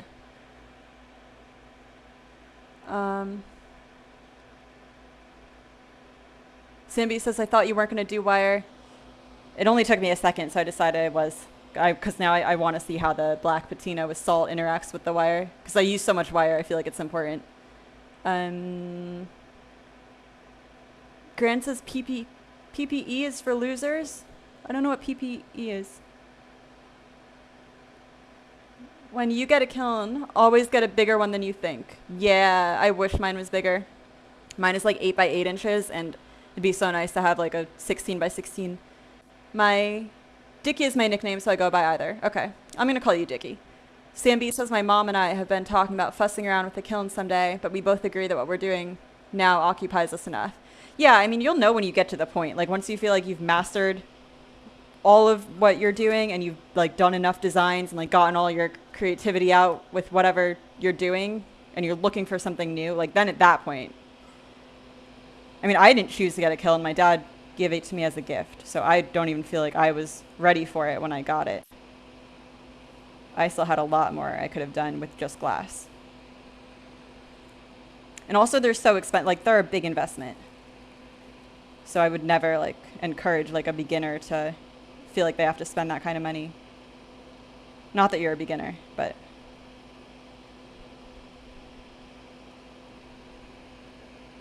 Told you to be balanced. Grand, I'm on it. Let me at him. Can you bring your brass knuckles, Grand? Or do you have your army of crows ready? Have we gathered enough soldiers? Dickie says, I think he is your only mod. You can make us all mods. You can make the font smaller so more messages are on your screen. Well, that's a good tip. I'm not going to do that right now, but I will definitely look into that. Thank you. I'm not going to make anyone else a mod, though. It's Peanut Butter's special. He'll be so offended if he's not the only mod. I couldn't do that to him.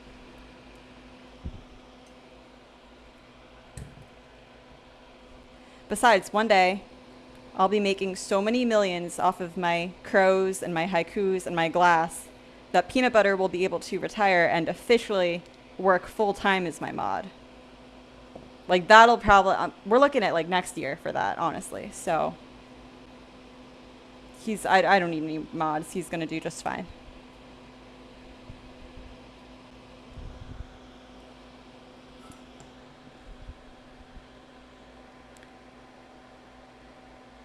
The only mod that is never in the chat. He will be here more. He just, congrats to Peanut Butter. He recently got, like, a promotion at work.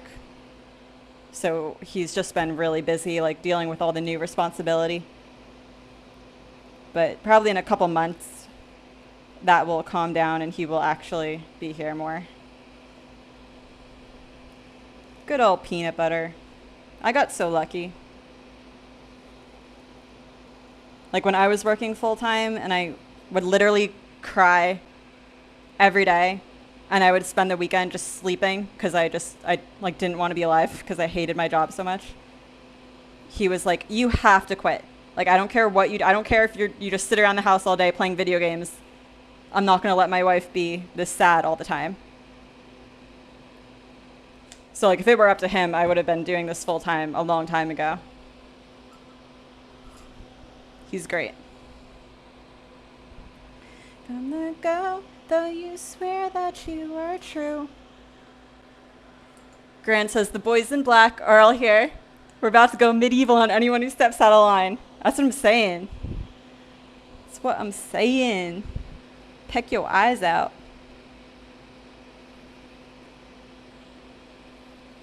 All of the plans you made.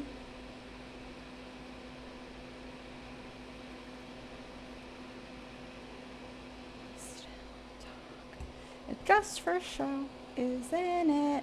It's my fault that it fell apart. You need this, and I didn't mean to lead you on. But everything I wanted, I just can't finish what I started. Left her on my back, it was damage from the go.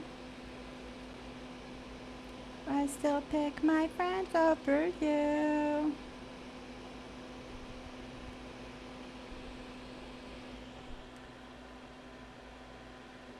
Dickie says, not saying I want to be a mod. Modding sucks.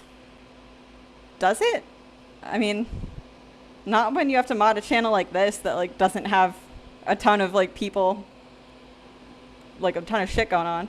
Like, I definitely have more viewers than I thought I was gonna have. Thank you for being here and for making me seem less crazy by not forcing me to, like, talk to myself. But it's not like I have, like, strangers coming in here and, like, spamming shit, you know? So I don't know that being a mod in here would be that hard. Is he single? Is my husband single? Technically no, but like I was saying earlier, I will rent him out. And he doesn't really have a choice in the matter, so.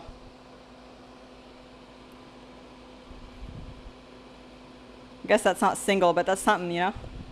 Oh, it's so hot. These gloves are definitely not heat protectant, I'll tell you that. I'll tell you that.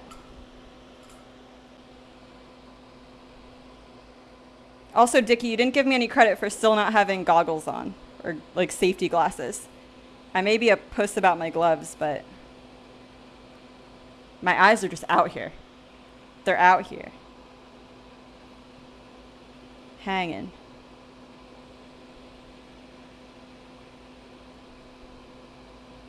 I do wear contacts though, and I know for a fact that they have like saved my eyes.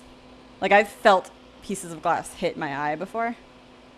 And I'll get them out of my eye, they'll be in my eye.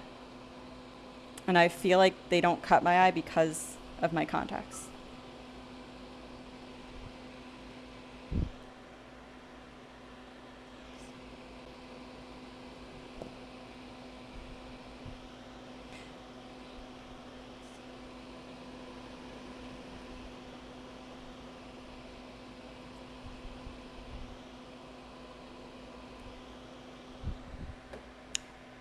some songs I get scared I'm going to sing along to and say not a good word.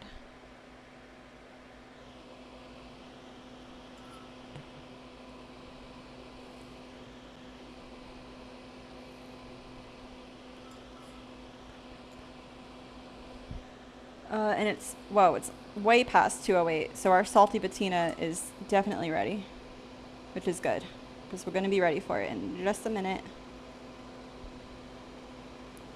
And everyone will know. This specific stream is very specific to like actual glass artists. Like, if you're not an artist, this was not a great stream for you to join, because this experiment I'm working on probably is meaningless to you, and you don't get to see like good glass art being made. Dead End says, "Psst, we've been trying to reach you about your car's extended warranty." I think I missed too much of the chat to understand what that was in reference to. Okay, we're ready to we're gonna quick clean, sealable, salty patina.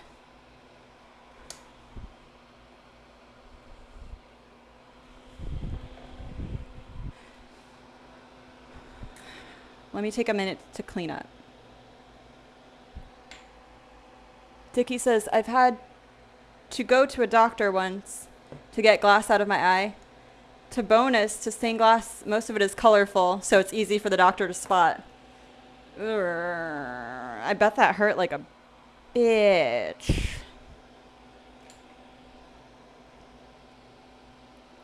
I've definitely had glass stuck in my eye before. I've never had to go to a doctor to get it out, but I have had it in there for like usually it'll just hang out for like a day and it'll hurt like a bitch, but then it'll be gone by the morning. I've had to go to a doctor because I've gotten a cut on my eye before, but I don't think I've ever gotten a cut because of glass. My eyes get cut a lot because of my contacts. Like, I think I have sensitive eyes or something, and just when I'm taking them out and putting them in, I think I've cut my eye like 4 times doing that. I don't know what cloths I've contaminated, so I'm just going to get all new ones.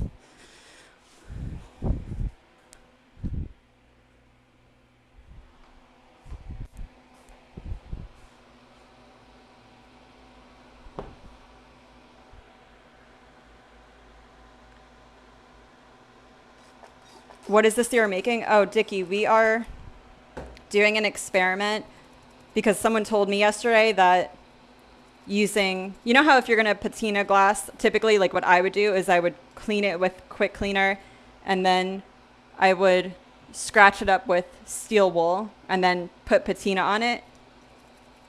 Apparently some glass artists like to use a magic eraser instead of steel wool, and they were saying that that could see like a much darker patina.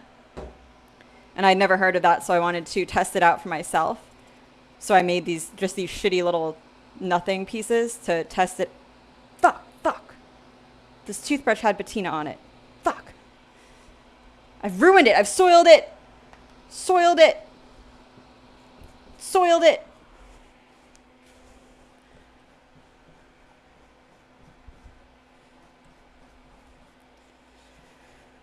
It's the second time I did that on stream. It's okay. It's okay. We'll just steel wool it off.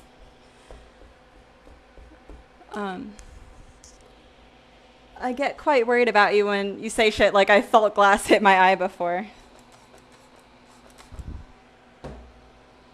Well, I have. I don't know what to say. When you get a ring saw, Sambi, I don't know if you have a ring saw, but a lot of times I get like really close up into right by the blade. And I do wear goggles around that sometimes. I think I got the patina off of this. But if you're going to get glass in your eye, that's probably the way you're going to get it.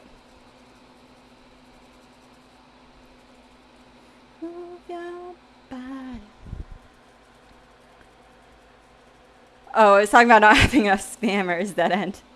I appreciate that. You're taking on multiple roles, both a viewer, an enjoyable watcher and listener, and an annoying spammer. If everyone could please take on multiple roles like Dead End has done, the stream would feel a lot fuller. Maybe I could make it to Twitch partner a little bit quicker. So everyone take a note from Dead End, please.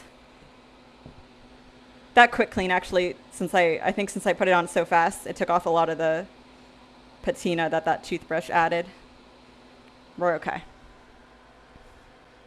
Dickie says, yeah, normally it just gets itself out. This one got under my eyelid.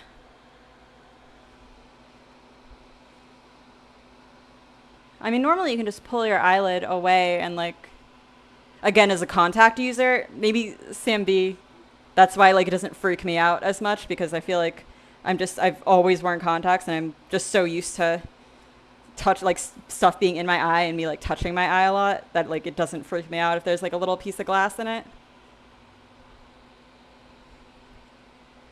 I should wear goggles more often though. I should. Yeah, Dickie, we did look at these we already did it. We did the experiment. Let me check my diagram.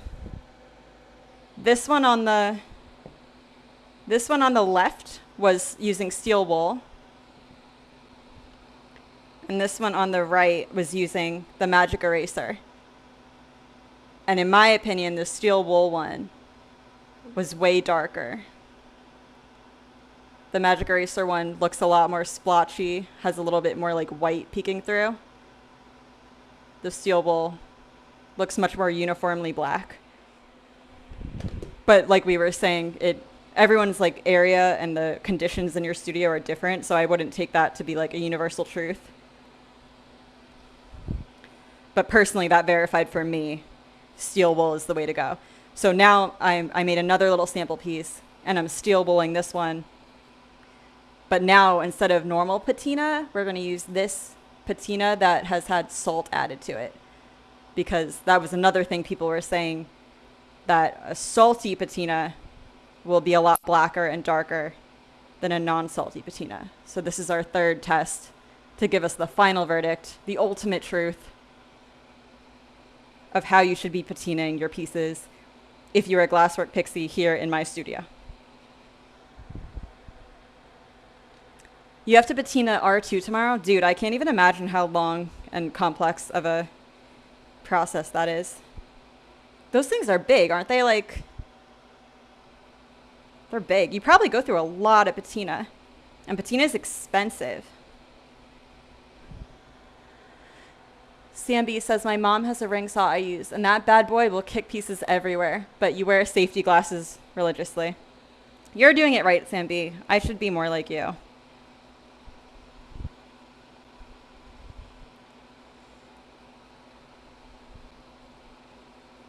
My problem, I would wear them more, but my problem is, well, for one thing, the little guard that I have on my ring saw, like, you know how it has that little plastic shield that's supposed to be down? Mine is like thoroughly, I don't know what you call this, has like water spots on it, and I can't get them off. Like, I Windex, I put it in the dishwasher, I've done everything to try to clean it, and I can't. So I normally don't even have that thing down, which is problem number one, because I can't see through it. And then problem number two is my goggles start to have that same problem, where they get kind of foggy and less clear. And then I just take them off because, like, I need to see what I'm doing. But you're right, I shouldn't do that. Grant says, glass shards and eyeballs. No $4 safety goggles here. No OSHA allowed.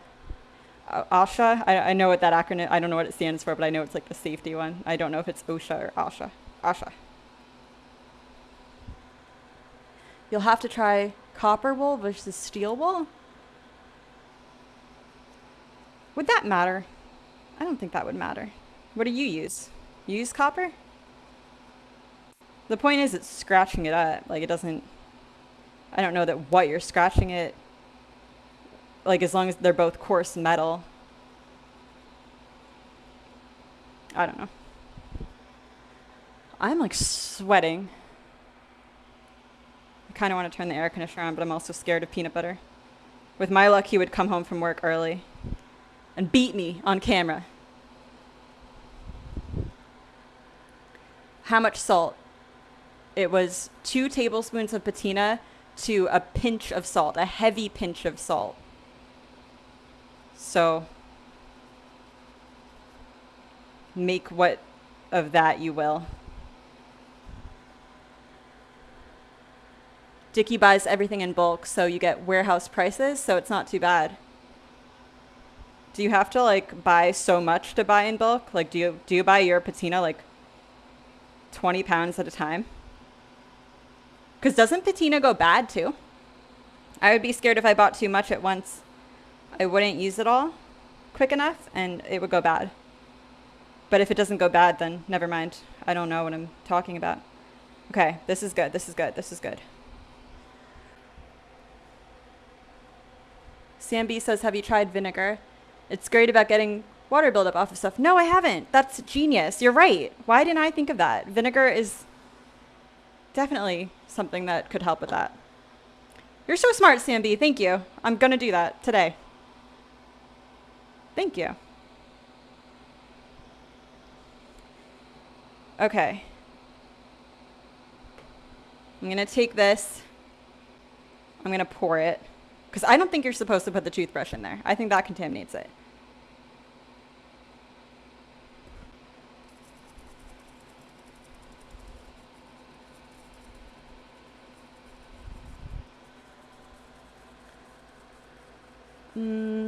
Dickie says, I heard copper wool gives darker stains. Never tried it though. And you don't know. Does patina go bad? You've never had it go bad? I don't know either. I had that in my head for some reason, but there's a lot of things going on in my head that, you know, are unverified. So.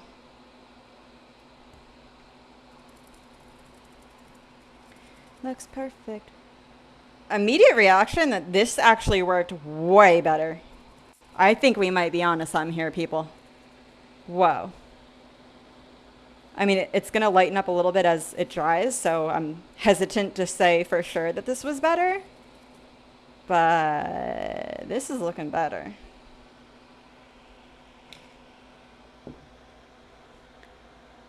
Sam B says, I'm still using a bottle of patina my mom bought for $3.50 in the 90s. Oh, well, there we go. I guess it doesn't go bad. At least not the kind that Sam B's mom has purchased.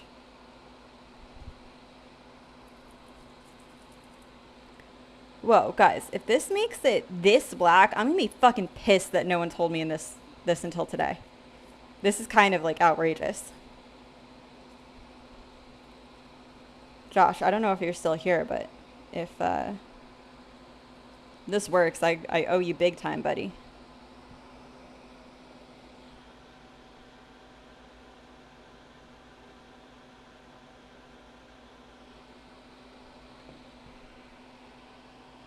But if that's the case, like, why wouldn't they just make patina with salt in it?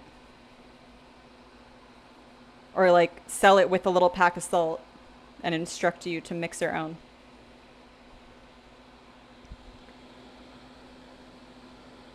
Guys, I think this was, like, way better.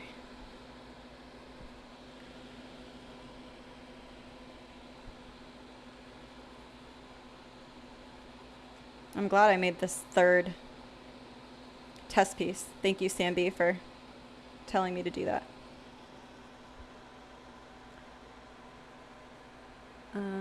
Yeah, if it stays that black, salting my patina bottle tomorrow. Oh, Josh, you're still here. Josh, I think it turned out so much better. I think this is like by far the best one.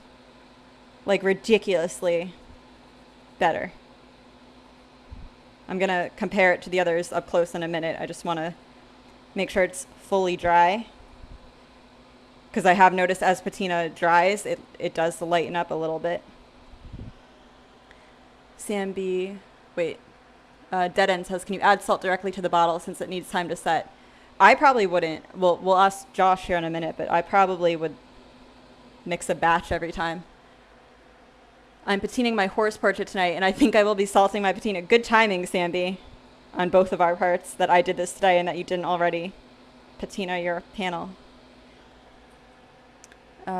Josh says, add salt only to what you use, not the bottle. I would think prolonged salt mix would screw it up. Yeah, that's kind of what I was thinking, which is maybe why they don't like put salt in their mixture when they're actually making it. But if that's the case, it's like, can you sell it with salt then, or like add instructions to tell people to add salt? Dickie says, how much salt did you add again, and how long do you let it set? We did 2 tablespoons of patina per a heavy pinch of salt. So like that's about what I added for 2 tablespoons of patina. And then we let it sit for 30 minutes. Well, the one I just used sat for about an hour, but Josh said you only need to let it sit for 30 minutes, and Josh is the one that alerted us to this. Okay. So, in order from best to worst, we have Magic Eraser, followed by Steel Wool Normal Patina, followed by Steel Wool Salt Patina.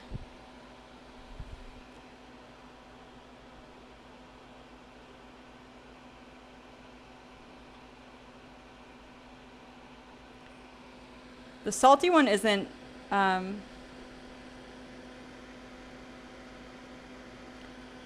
that it's dried and I'm comparing it to the normal steel wool one, I still think it's darker and better, but I don't think it's as better as I originally thought it was.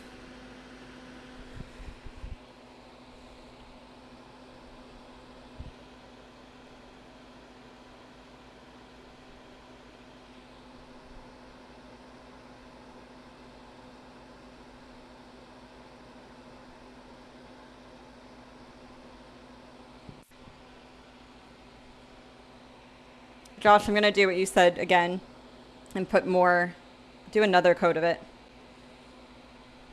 of the salt. It definitely looks way darker immediately, for sure. But then when it lightens up, now I don't know, I'm not sure anymore. Now I'm having second thoughts.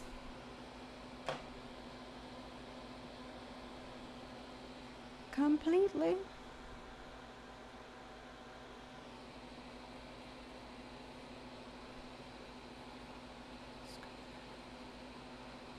Well, with the rest of them. Well,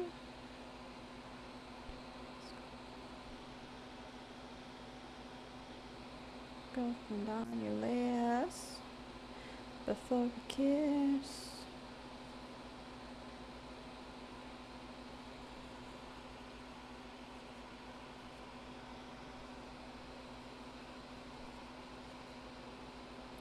Change you. Wouldn't have to.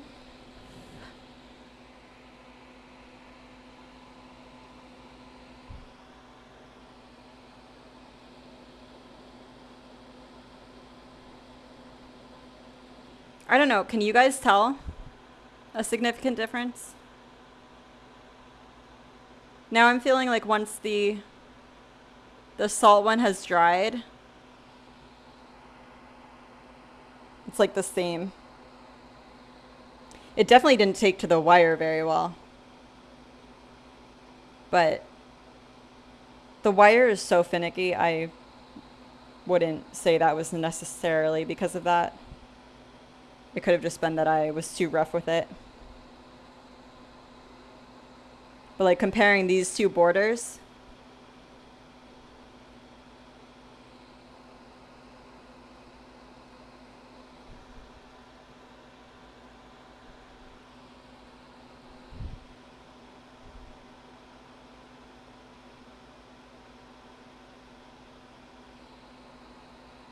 I think I take it back. I think I got too excited too early. I don't see a ton of difference.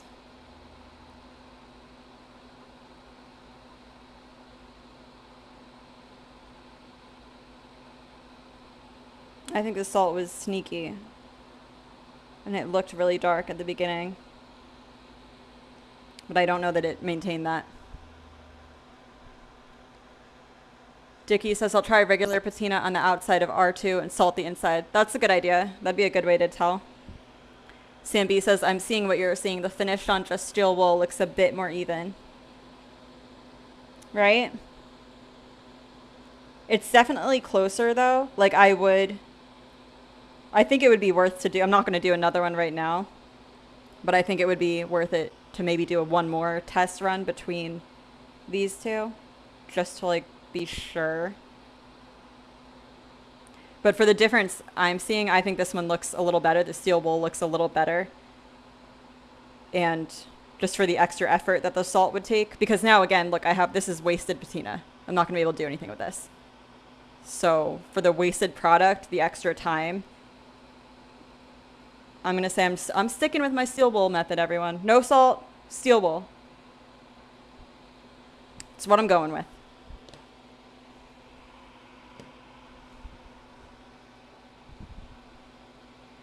But I would be interested to see someone else do this and like share their results. Because like we keep saying, the conditions of your environment matter a lot. Na, na, na, na, na. Josh says, sorry, I'm back now. Did you say the salt worked for you? I think I reverted, Josh, back to my original opinion that steel wool was better. The salt, for sure, when you're applying it and like immediately after you apply it, I think looks a lot darker, and I think it deceived me a little bit. But looking at after I let it sit and I dry them both, this is salt, this is steel wool. Like comparing these two edges, the steel wool, no salt, to me looks more dark and more even than the steel wool salt. It's definitely really close though.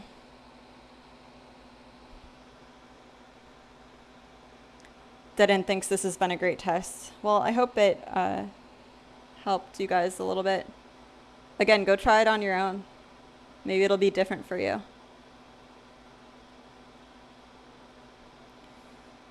Josh says, interesting. The normal way looks way better for you. Yeah. And Josh, I was saying just because of like the leftover patina I have that now I have to throw out unless I'm going to use it right now. And the extra time it takes to deal with the salt make me also, like those are factors I would also take into account and make me want to stick with my non-salt patina.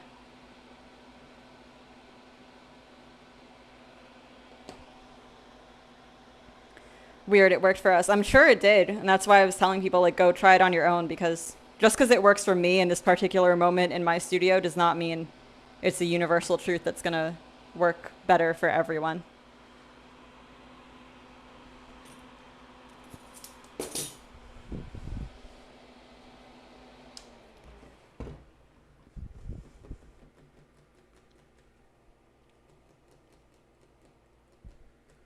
Baltimore Chris, thank you for following. Sam B says, I had so much fun watching this. I love the experimenting. If you ever want to do any more experiments, I'm so down to watch. I definitely will be down. Probably not a bunch in a row, because I feel like some people might get annoyed by that. But yeah, if there's ever any more you guys want to see, I'm down to try them. Josh says, totally got it. I do hope others try it. I'd be curious if it works for anyone else.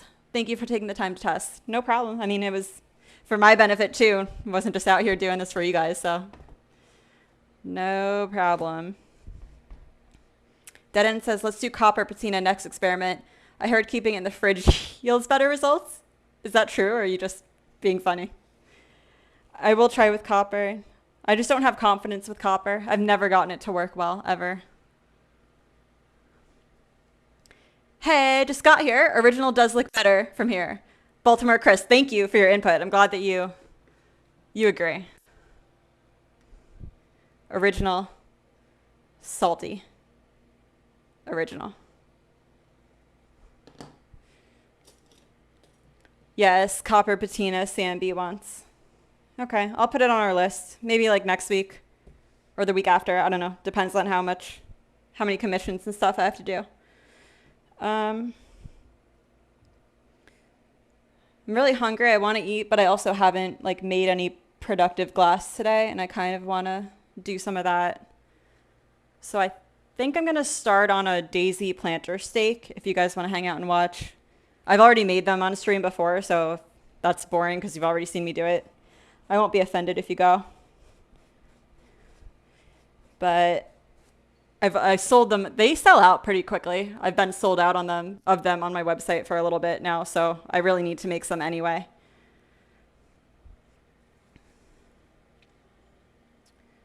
And I'm turning on the air conditioner. I'm sweating.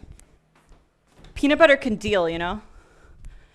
Shoot, I shouldn't be like touching all my stuff without cleaning my hands first.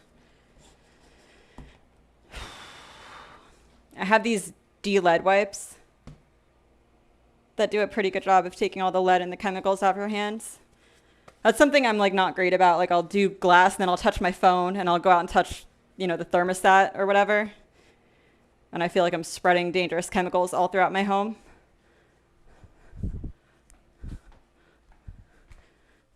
Binary mind.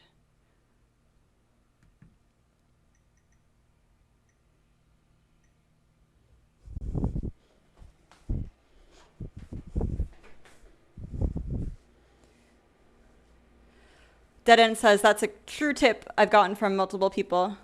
Okay. Copper patina in the fridge. Dickie says black patina is always better. You mean black versus copper or black versus no patina? Because I disagree, and I think some pieces should be silver.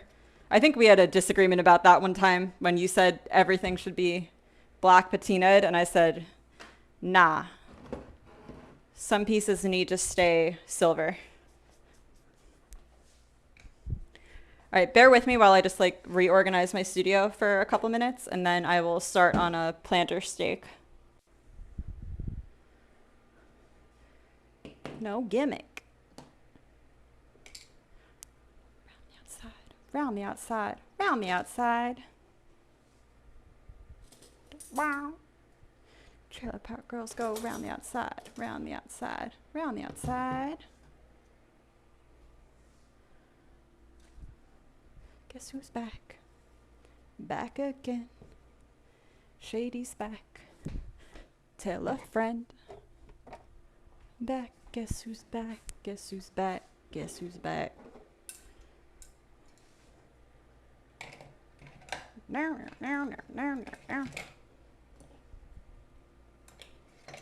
You guys remember old Eminem? He was so great. I mean, I like new Eminem too, but he was pretty badass. Now he's old and shit.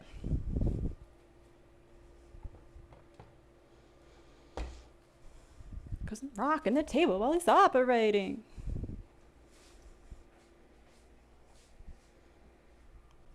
Job is training. Husband's heart problems complicating. You won't let me be me, so let me see. Josh says, I wonder if the toothbrush versus cloth application factors in. Costumes. Thank you for following. Welcome to the Pixie Glass Fam. I applied the patina in both of those cases with the toothbrush.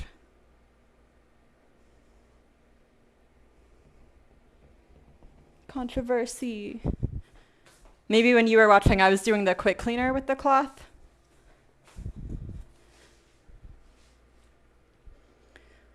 What has been your favorite piece this year to make and the most challenging? I don't know what I've made this year versus last year. I'm pretty bad about knowing my timeline. But I think my nun piece that I made was for sure the most challenging. That one, I think I can grab her.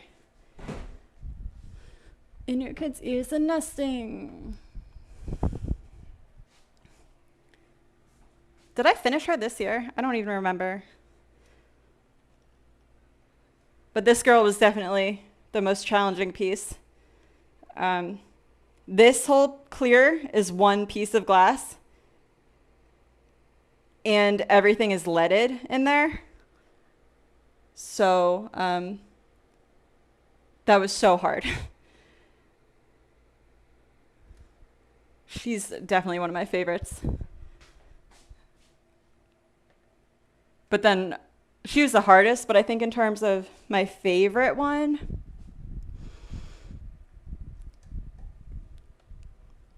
probably either my Surfer Babe that you were asking me about earlier. I really like that one. But I also really like this lemon steak planner that I haven't even listed yet. This is really fun though. I don't know. Myself wealthy. Whoa. Rappers emerge. In the sea, it'd be so empty without me.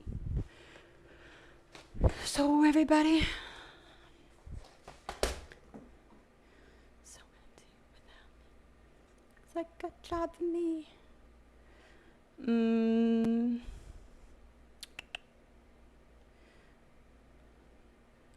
Na, na, na, na, na. Sam B says, Josh, you've got a mind for these experiments. If you ever decide to stream some, I want to see. I also checked out your Insta and y'all's stuff looks so great. I love the croc. Didn't I tell you guys to go look at Josh in the beginning? Stained Intention Studio on Instagram. He does some very fun stuff. Dickie, I can disagree with your patina opinion, but I'm wrong. We will agree to disagree. Costumes. Hi, love your amazing work. Thank you for being such a sweetheart. I really appreciate that. Hopefully, I actually get back to working and you can see some of it in progress. I'm just trying to catch up on our chat.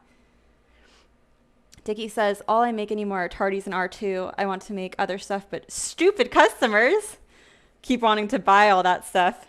The customers are never stupid. If all they want are R2s and tardies, then that's what's right.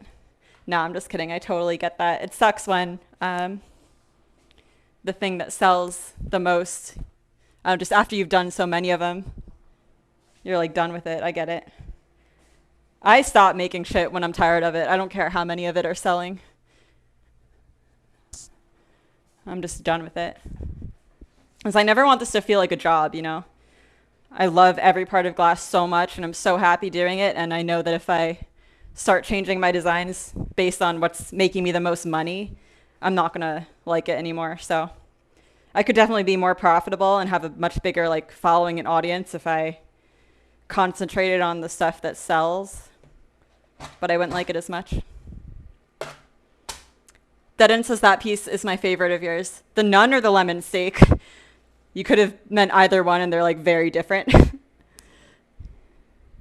Josh also likes the lemon steak. Thank you.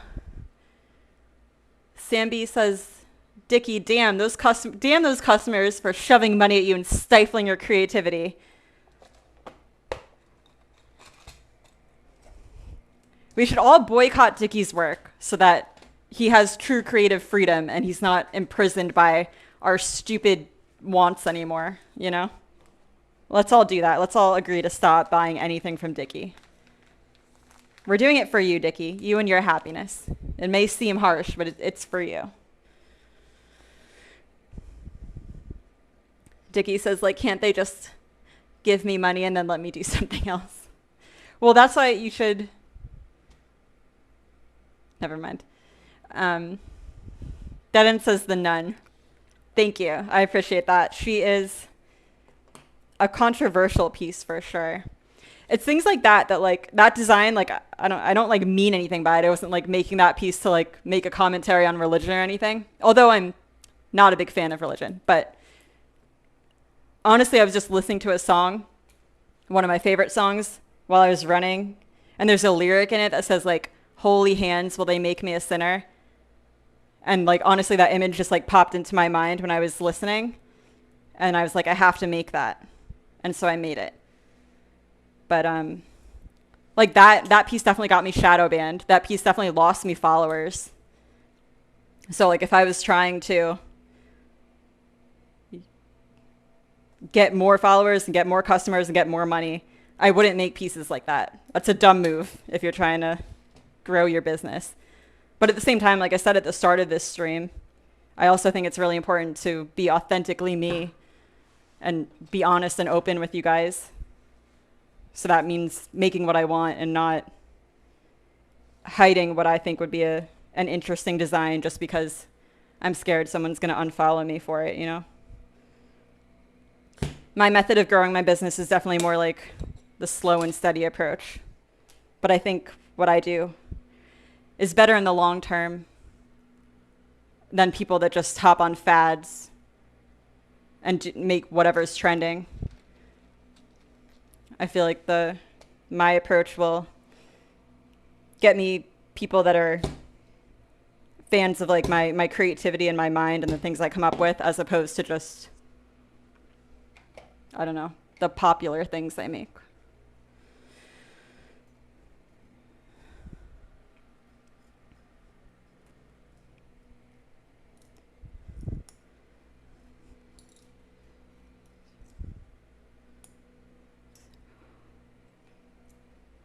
I love Justin Timberlake, but some of his songs are like 10 minutes long. It's like, bruh, give someone else the mic.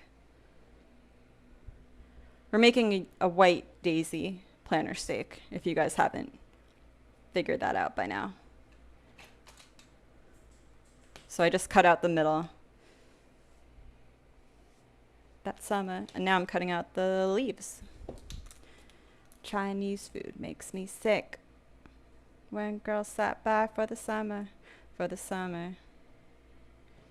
Wear Abercrombie and Fitch. I'd take her if I had one wish. That summer can span. It all began at sea. Josh says, oh, come on, you know you want to make a Monstera leaf. Look, no hate on the people out here making Monstera leaves, but how unique is yours going to be? How unique can it be? Everyone does them. Just not my thing. But that's exactly what I'm talking about. Like, clearly, people want Monstera leaves. Clearly, if you make them, you're going to sell a lot of them. And if you use your hashtags right, you're going to get a lot of followers for making them. So it's definitely a good business strategy, and you're, probably being smart if you do designs like that in terms of like quick growth. But me as an artist, I can't go that way.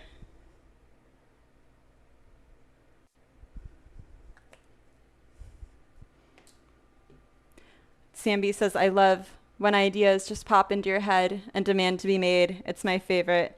Yeah, and that's how like most of mine are.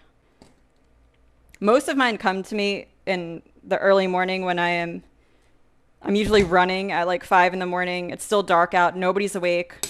I'm just out in nature running with my headphones in, listening to like my favorite music. And that's when things just pop into my head. Bunch of hits. Chinese food makes me sick. And also, since I'm here in Florida, a lot of times I'm running like by the water. I feel like that a lot of my designs are like water themed because of that too.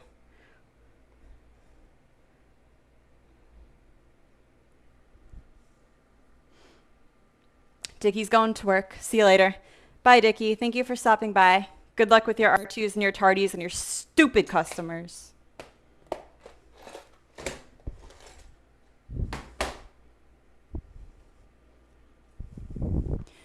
That's because I miss it.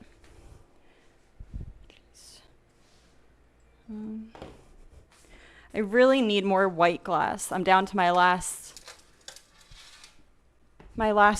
chunk of white. I really like to order from a website called anythinginstainedglass.com. And they've been sold out of white for like weeks now, so I'm just like waiting for them to get it back. But if they don't get it back in soon, I'm going to have to order from somewhere else.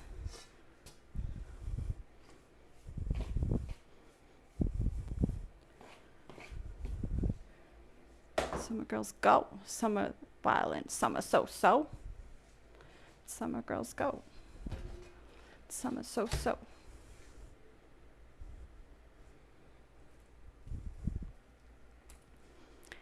Dead End says, I make monsteras to use the money to hoard glass for all those like other more fun designs that you'll make when the monstera trend is over. Like I was saying, no hate on people that make monsteras and common things like that. Like I said, it's gonna make you money. It's a smart way to grow.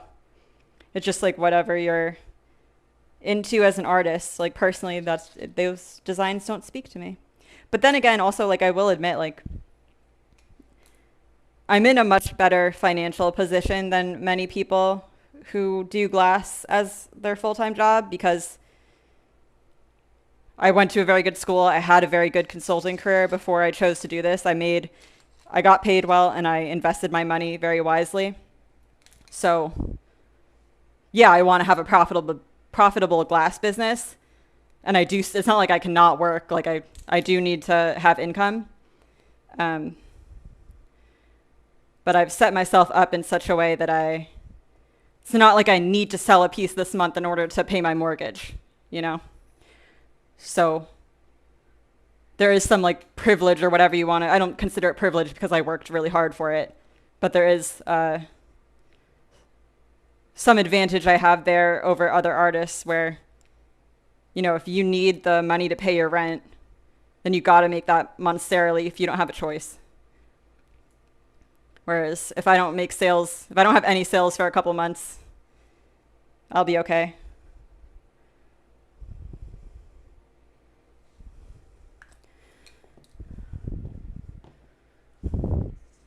Josh says, I think I'll start tuning into this in lieu of my old man podcast. You did a great job, and this is super entertaining and interactive. Thank you, Josh. That means a lot to me. I think I mentioned before, I'm still nervous about being here, and I'm not sure how valuable and entertained people are, so it feels really good to have you say that. Thank you. But also, what are the old man podcasts you listen to? Because I love podcasts, and I'm constantly listening to them, and I could always use more. Costumes, I have to go too, but keep making beautiful things and love that you are so creative. Also love that you're using this platform, Twitch. Good luck, babe. Thank you for stopping by. You're a sweetheart and you filled my heart with joy. I love you. CMB says, I make monsteras too to get more followers and customers. Come for the monsteras, stay for the original stuff. It's a good way to hook them in, CMB. You're right. That's like my Homer Simpson piece. I get at least like 200 followers every time I post anything like Simpson related. So like if I really wanted to, I would just make Homers nonstop and post them every day, and I could definitely get like 10,000 followers very quickly. So like occasionally I'll repost him to like boost my following a little bit, but there's no way I'm gonna just do that.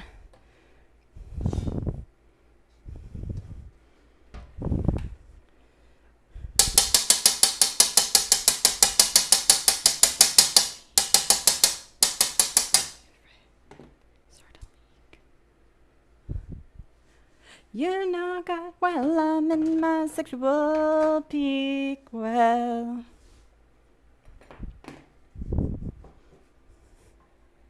why don't you have some dirty hot sex with me? It ain't like I'm asking you to give it up for free. This is gonna look great on my non-live stream video where there's no music and it's just me singing. This is a great song for that. Oh yeah. Look down, don't be misled. I found my life purpose and it's getting upstairs into your bed. Oh, okay. Go right on ahead. I'm sure you'd rather be with your stupid boyfriend instead. Dead End says, do you order from SW Art Glass? They do $15 flat rate shipping. SW? No.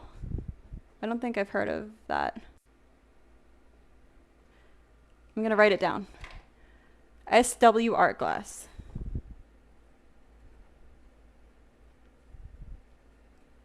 Most of the places online I've found that have really cheap shipping rates don't necessarily have like the biggest selection. Thank you for telling me that, by the way. I'm definitely going to look there. But they don't necessarily have a huge selection of glass. And that's what gets me. Like if you have a big selection, a wide selection of a lot of different manufacturers and colors, I'm going to keep ordering from you, even if your shipping is a little bit more expensive. So I care about that a lot more than the shipping fee. But it would be lovely if there was a place out there that had really cheap shipping and a really good selection. 1, 2, 3, 4, 5, 6. Josh says we made a Monstera A, which was a Frankenstein. Oh, a Monstera. I get it. Which is a Frankenstein Monstera leaf, just to politely poke fun at the regular ones. That's funny. It was part of our Basic Becky collection. No hate towards the regular ones. I definitely saw part of the Basic Becky thing. Sounds familiar. I don't know if I saw the monster leaf. I definitely saw something you made though. Was it a butterfly? Did you make a piece of butterflying? I feel like I saw that.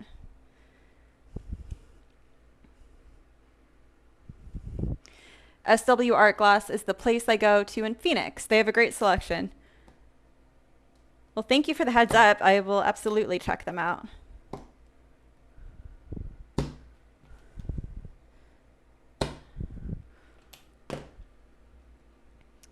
All the major comedians, Bill Burr, Greg Fitzsimmons, My Wife Calls Podcast, My Own Man Radio, the Dak Shepard one too. Wow, we probably listen to a lot of the same stuff because I love stand-up comedy and comedians. It makes sense that you would too. I feel like you and I have a very similar sense of humor and like disrespectful the humor. I don't know. I love stand-up comedy and I listen to like all the comedian podcasts. Bill Burr, I've listened to his sometimes, but sometimes he's a little bit too like angry, ranty for me. I don't always listen to his, but I have.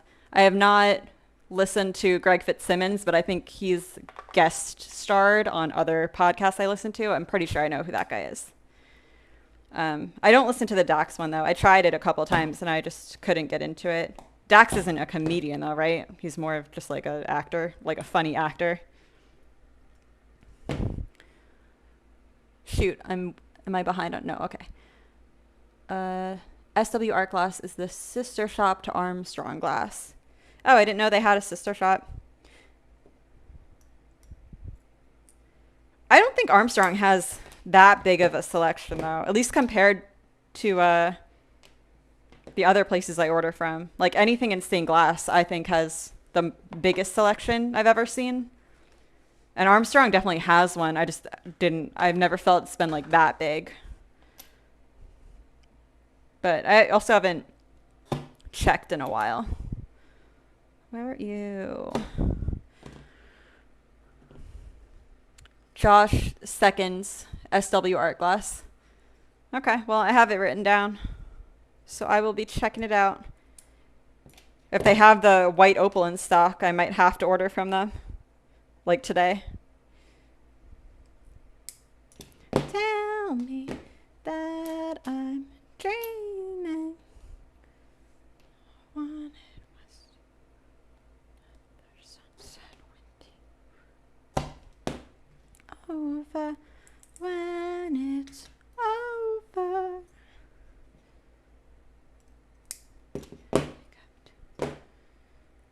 Is this Mayday Parade? Yes. Mayday Parade, Jamie all over.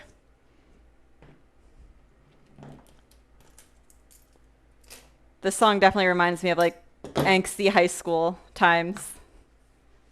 Them and All Time Low, very much so. Held you back to Georgia, at least till I have to, down and to the left.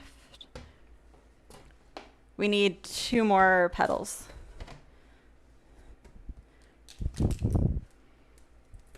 Please don't tell me that I'm dreaming. Wanted was was to sunset with you. Over when it's over.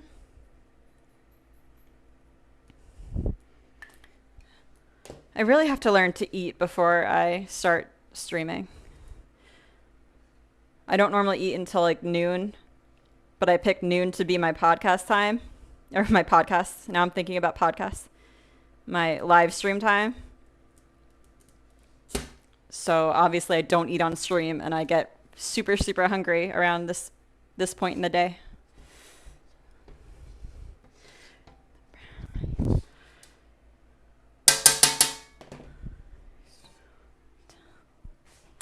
That I'm dreaming. All I ever wanted was to sunset with you. When it's over. If Peanut Butter was here, he could bring me food and like fork feed me, so I didn't have to touch the food with my chemically hands.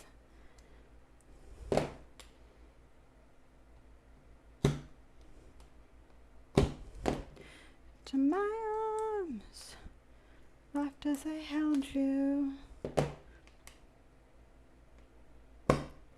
Not at least until I have to down and to the left. Alright, alright. 1, 2, 4, 6, 7, 8. We have it all cut out. This song was definitely on earlier, or the last time we streamed. I can't listen to that song too many times together.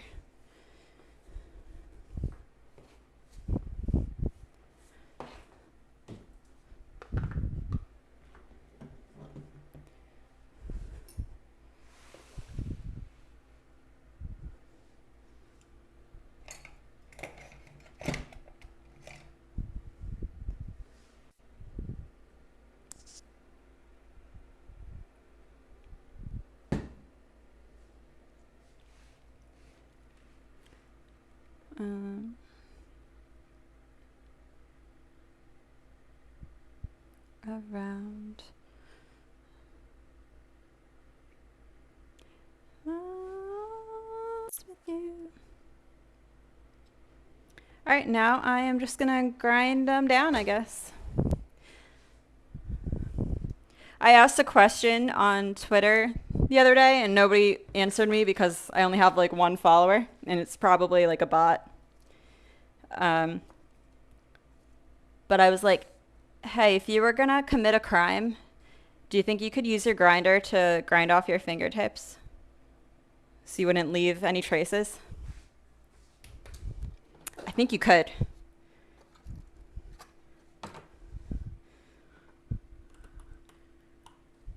Not that I'm about to commit any crimes.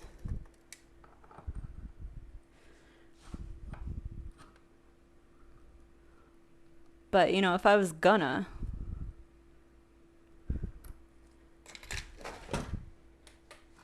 Get lost with you.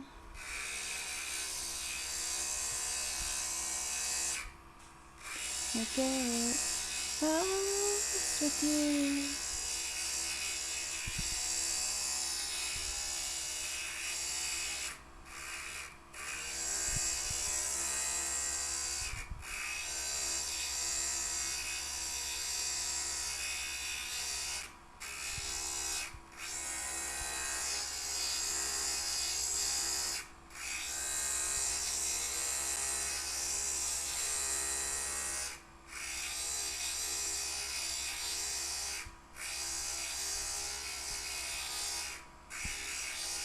I don't know how people don't enjoy grinding. Well, no, I get it. But to me, it's like very calming, almost. It's just like very mindless. I really like mindless activities.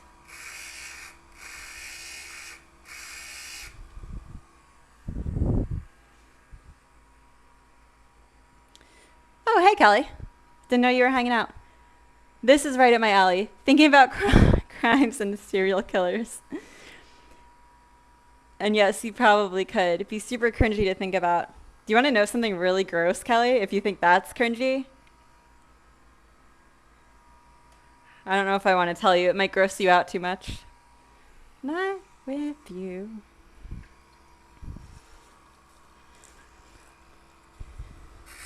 You can tell me if you're down to hear something and maybe see something that might gross you out.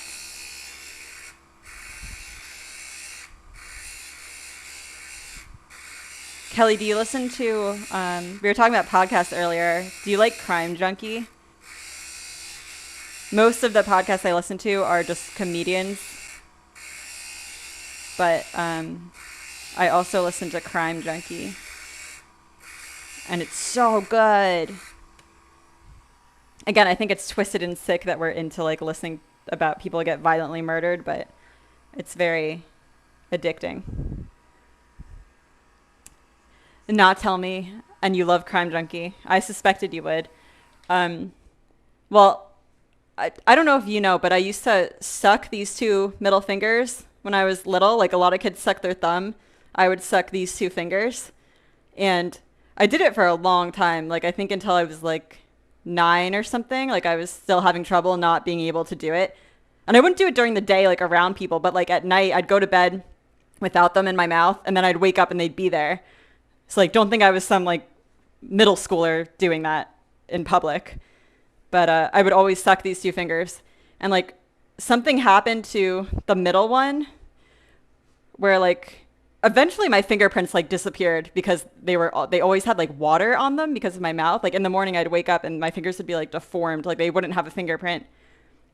And this middle one started to develop this like callus. And it's not a mole. I don't know what it is exactly. It's like a growth. And it like grows into like a little bump. So sometimes I'll grind it off with my grinding wheel.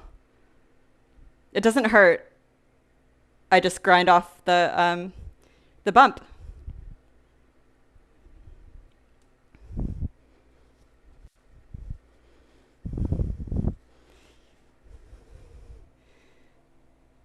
It grosses me out when I do it, but like I don't want a bump on my finger, you know?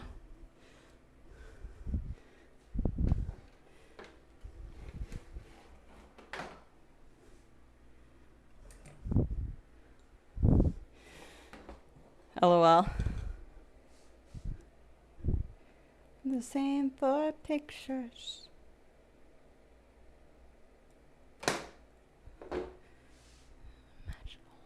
Do you also watch all the documentaries on Netflix? I feel like Netflix recently, in the past like 2 years or so, has come out with so many documentaries on murderers and killers. I wonder how that happened from sucking on them. Yeah, I don't know. I just, I mean, maybe it's not correlated, but I always kind of thought it was. Because my fingers were really messed up. Like, I still think they're... King Marilyn the Great! Thank you for following. Welcome to the Pixie Glass fam. I still think these two fingers, like, look, like, deformed compared to these. Like, they look weird. I messed them up so bad.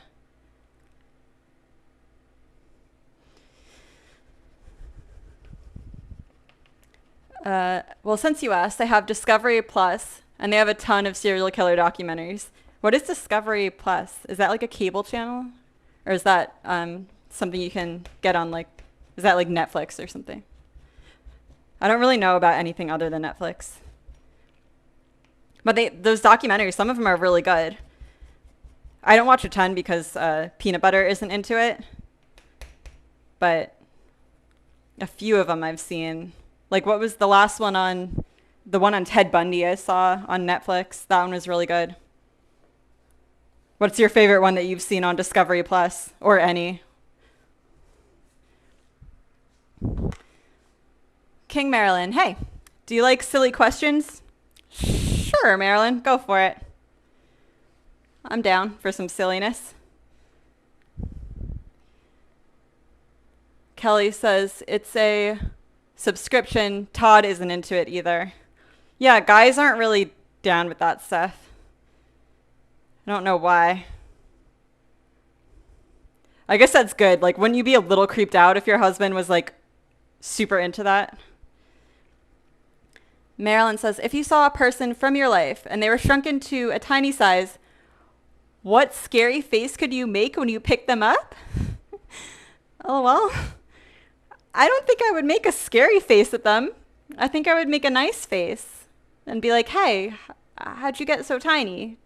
Do you need help not being tiny? Marin, would you scare them? Seems not nice to do, you know?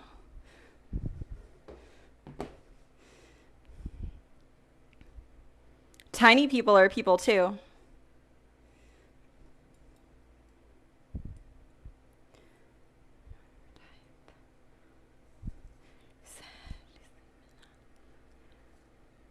The BTK story was good. Yeah, he was such a scary one. Did you see the Mindhunter show on Netflix? That wasn't a documentary, but it was the show about like how the FBI serial killer unit got started. And I'm pretty sure they've been in that show. They like are chasing this like active killer. They're not really chasing him, but he's like the B plot. And they never reveal what serial killer it is officially, but I'm pretty sure it's supposed to be the BTK guy, just based on what I know about what he did.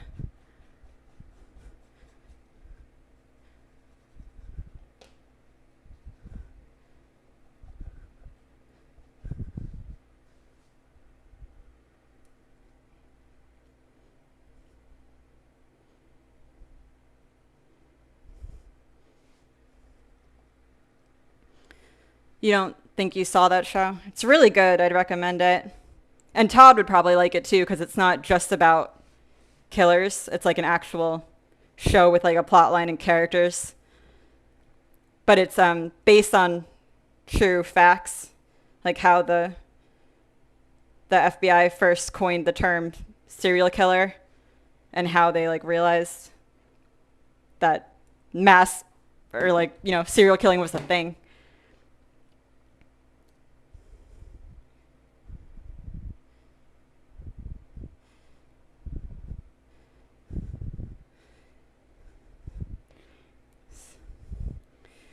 I mean, Jeffrey Dahmer was kind of fascinating and disgusting at the same time. Yeah, he was another really weird one.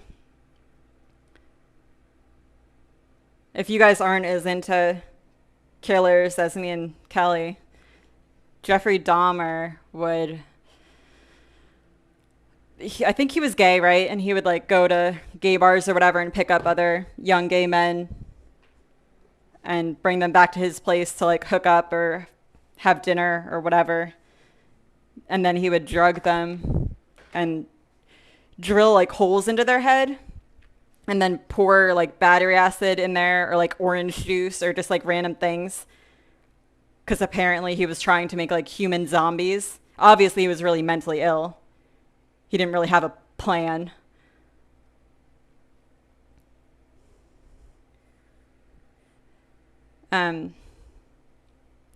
But he would also, when he a lot of times cut off parts of their body, like their genitals, and cook and or eat them. Didn't he like make hamburgers out of his victim one time and like feed it to the neighbors in his apartment? I feel like he did that.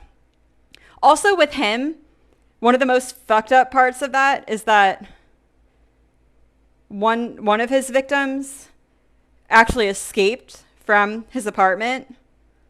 And I'm pretty sure this guy like had a hole in his head or was like clearly like injured in some way. And he found the cops. He ran up to the cops and was like, yo, this guy's like drugging and trying to murder me. Help me.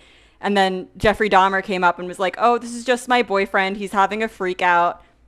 And the cops were like, that checks out. Go back into his apartment. Like they didn't help this guy. And I think it's because it was at a time when being gay was very like frowned upon and not accepted. And so the cops were just like, oh, these crazy gay guys getting up to weird shit. Like, fuck them.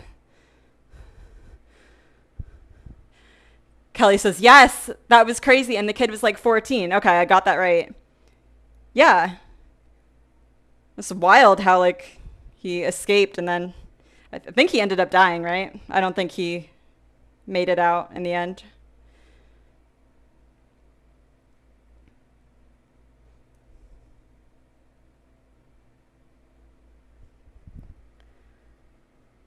Samby says Ed Kemper is a freaky one too. I just listened to the Crime Junkies episode on him.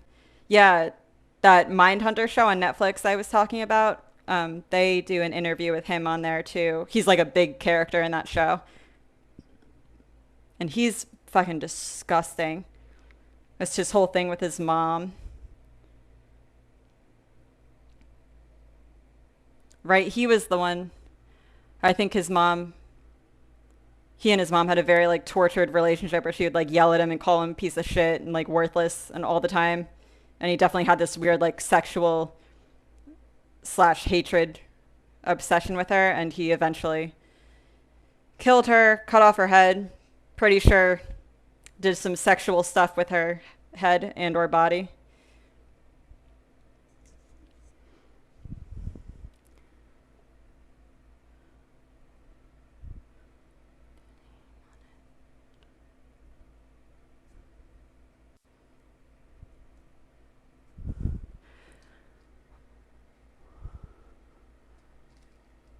Kelly, you say you don't think so? Am I thinking of someone else who's not Ed Kemper?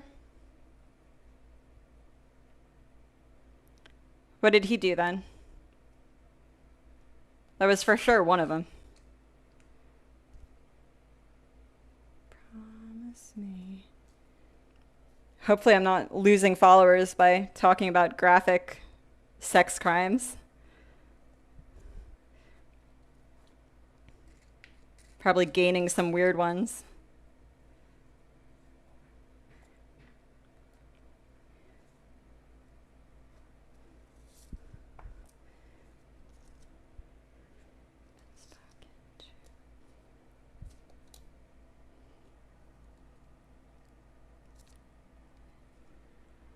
Marissa Walcott, thank you for following. Were you following because of the violent sex crimes I was talking about?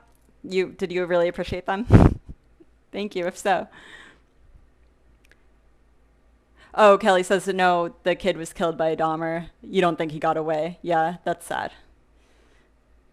Sam B says, yeah, Ed Kemper's mom was awful to him. He eventually got passed off to his grandparents. Oh, right, killed them when he was like 13, then was released and killed a bunch of women, including his mom.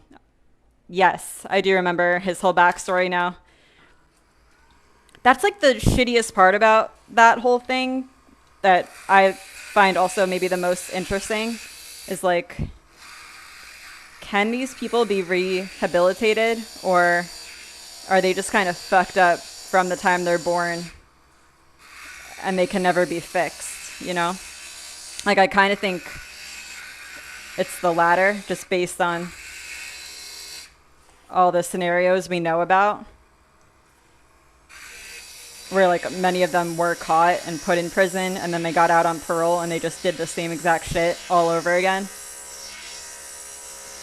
But at the same time, I don't want to be like, you should just kill someone when they're young. Like that kid was only 13 when he like killed his grandparents and was exhibiting all the signs of being a serial killer. You know, like at that point, should he have just gotten sent to the electric chair? Maybe, but it's hard to say that about a child.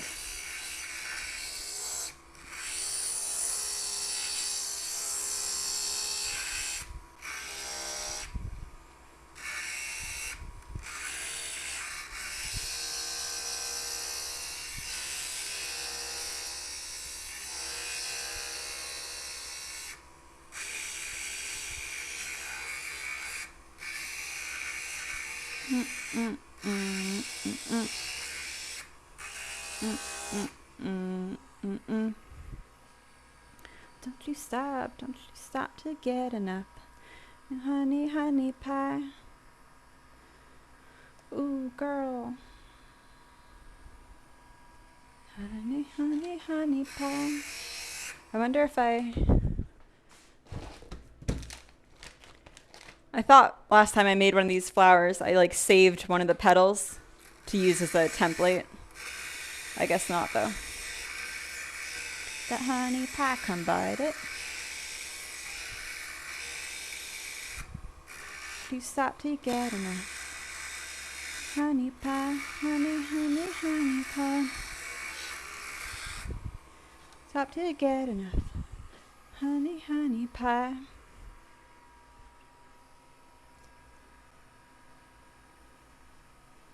If you're new and you don't know what I'm doing, I am making a stained glass daisy planter stake.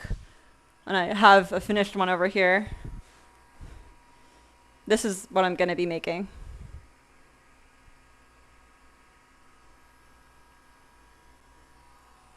And right now I am working on grinding all the white petals. So I have 8 of them that look exactly the same. And once I have that, I will solder them all together. Honey, honey pie.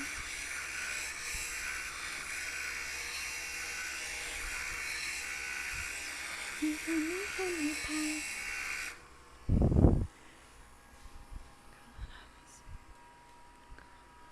Kelly says, will the life of CP worker off to pick up a kiddo to take to the sheriff's office to be interviewed? Bye. Oh, that sounds like a whole thing.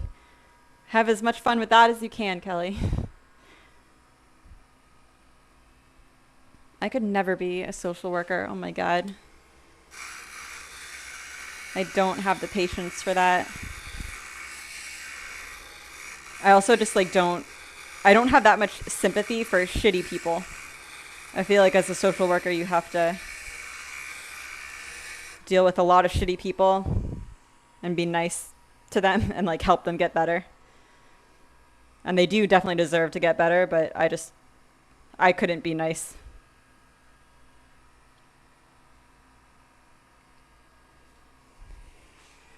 Party.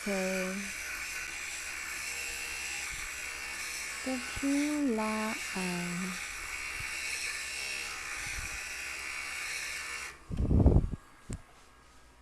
Mary C02, thank you for following.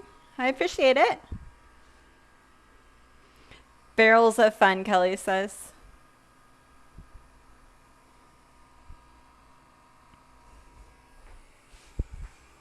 So now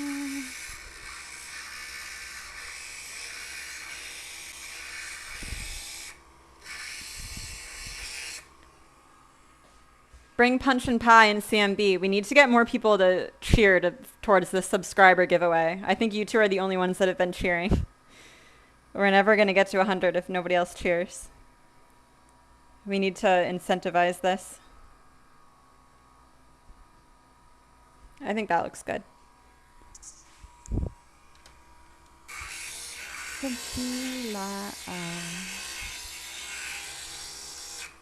up to that.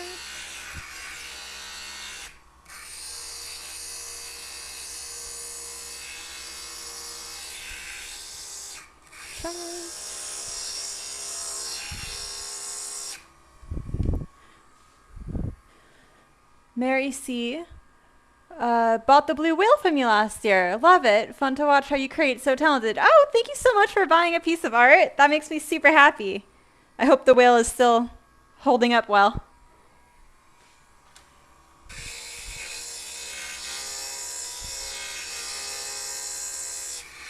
Makes me so happy when people tell me they've been following my art or my process for a while. I'm still so honored every day to realize that people enjoy what I do. I'm so blessed to have found something that makes me so happy and that can make other people happy too, you know?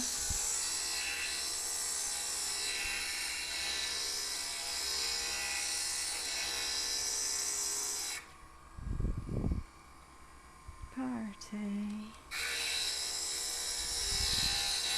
Piece of July. Go up to us. This whole grinding thing is definitely the most boring part of the process to watch. I will admit that. But it's a necessary part of the whole thing, you know? Like right now I'm just trying to make 8 of these same exact white petals.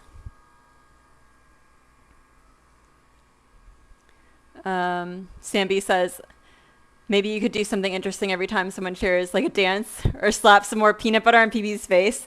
That could, I'm not a very good dancer, but I do like the peanut butter idea. The only problem with that is that he works. Normally he's working.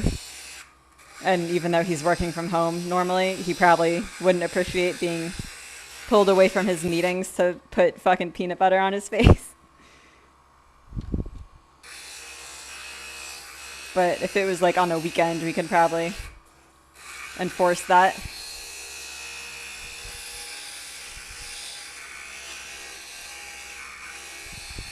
I don't know. I think that it might also just take time. Like I've still only been streaming for, what, 2 weeks, 3 weeks?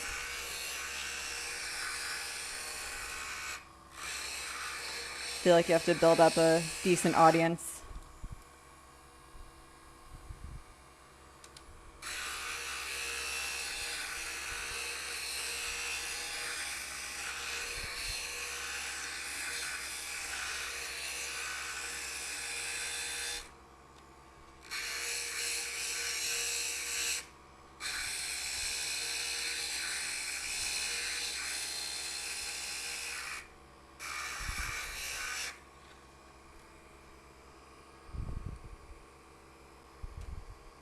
Give you back, so I give you more love.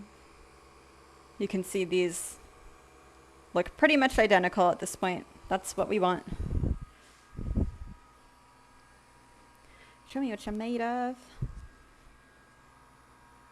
Thought it was a Corvette. She ignored them.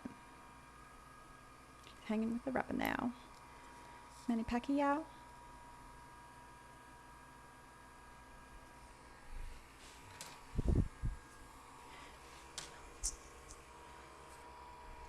Oh, but you're missing all the finals.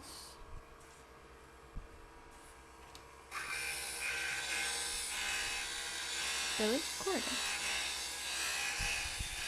I don't want to give you love.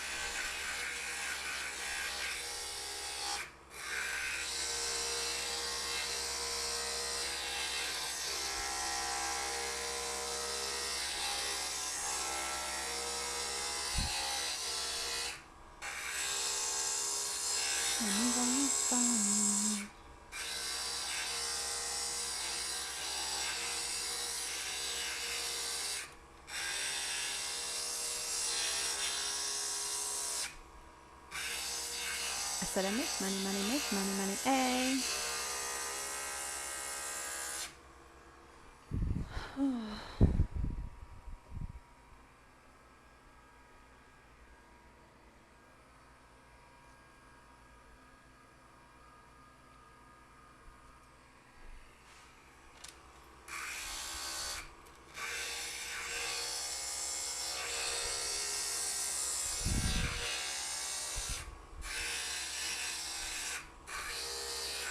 Do too much. So much. Sam B says, I'm sure with time it will happen. Patience. I feel like a hypocrite saying that because I have 0 patience. I'm weird with patience. Like I have a lot of patience for my art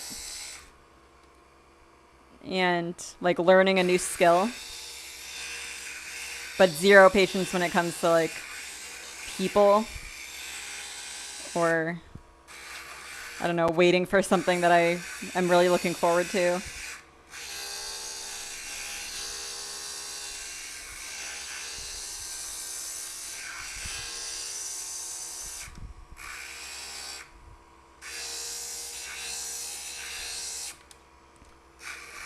But I definitely have all the patience in the world when it comes to glass, which I think is helpful for making high quality products. I'll put hours into shit that other people probably wouldn't. Like polishing that, I cleaned and polished that Homer Simpson bush piece yesterday. And just cleaning and polishing that probably took at least 2 hours, if not more. Because like polishing around all those little wire bush pieces, that takes a lot of patience, stuff like that.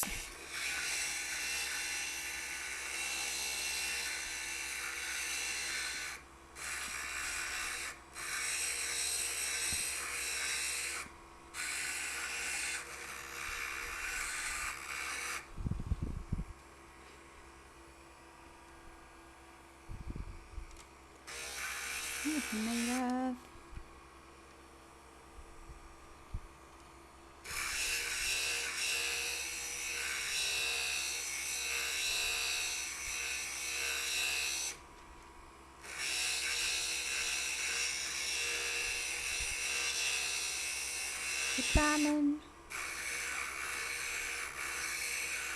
Wanna jam it with you. The song always makes me wanna like go to the beach and chill with like a margarita.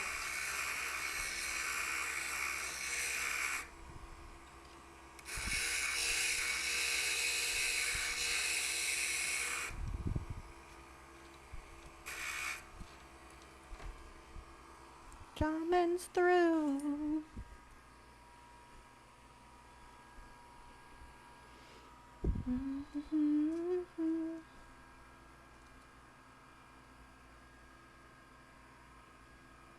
The jamming's gonna last.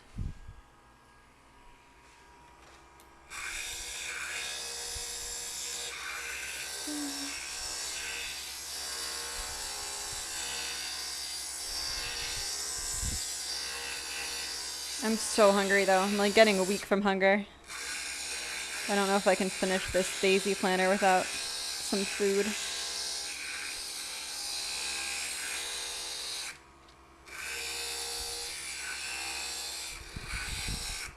I have to remember to start eating before my live streams. I picked an inconvenient time for that, like noon. But I picked it because I figured most people would be able to be on like a lunch break during this time.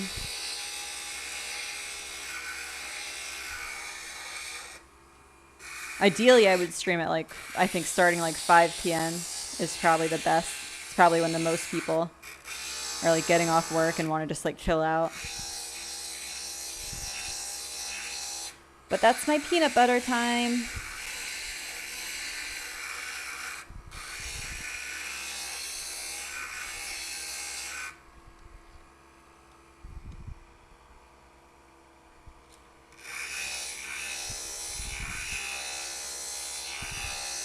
The guy that I keep mentioning here, Glassman Cometh, he's so good at streaming, but he streams every day from like 6 to like, I don't even know when he ends because it's always way after my bedtime, like 11 or 12 or something.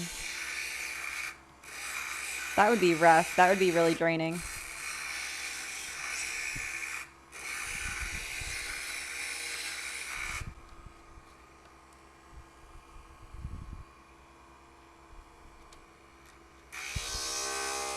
But I guess if you're more of like an extrovert, and it's not so hard for you to like talk to people, that wouldn't be so bad.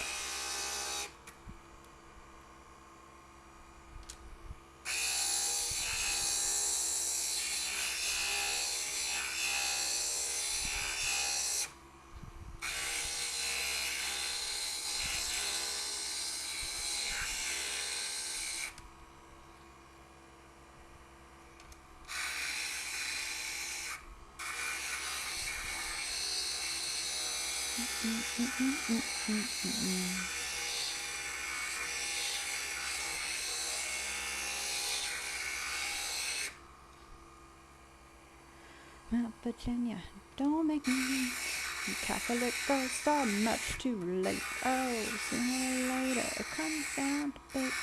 Might as well be the one. Don't hold you to praise. They never told you the price that you pay. Oh, the things that you might have done. With a good die young. Sad. I don't know. I think I might call it quits for the day. I have to eat. I also haven't seen my doggies in a while, and I'm kind of concerned why they haven't come in to visit me. Hopefully they're not going to the bathroom all over the floor and chewing the furniture up.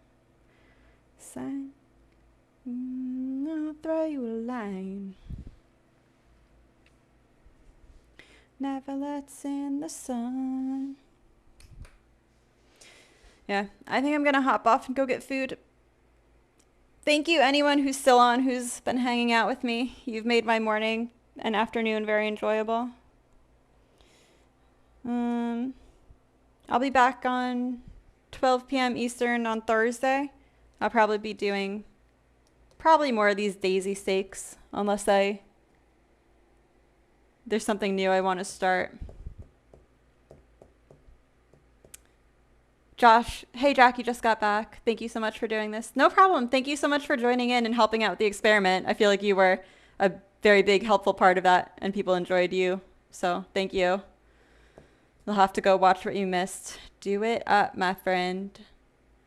Mary C, thank you for sharing. Thank you for being here, Mary C, and keeping me company. I appreciate it. And for buying that will way back then. All right. Well, enjoy the rest of your day, guys. It's been fun. Peace out.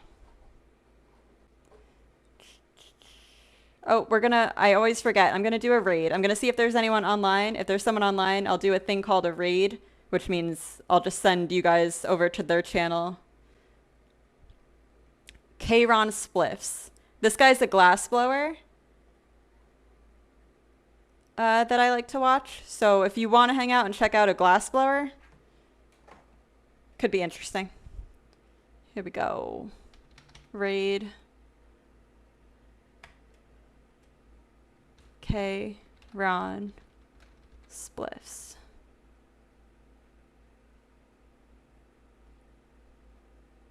All right, hope he's doing something cool. Thanks again, guys.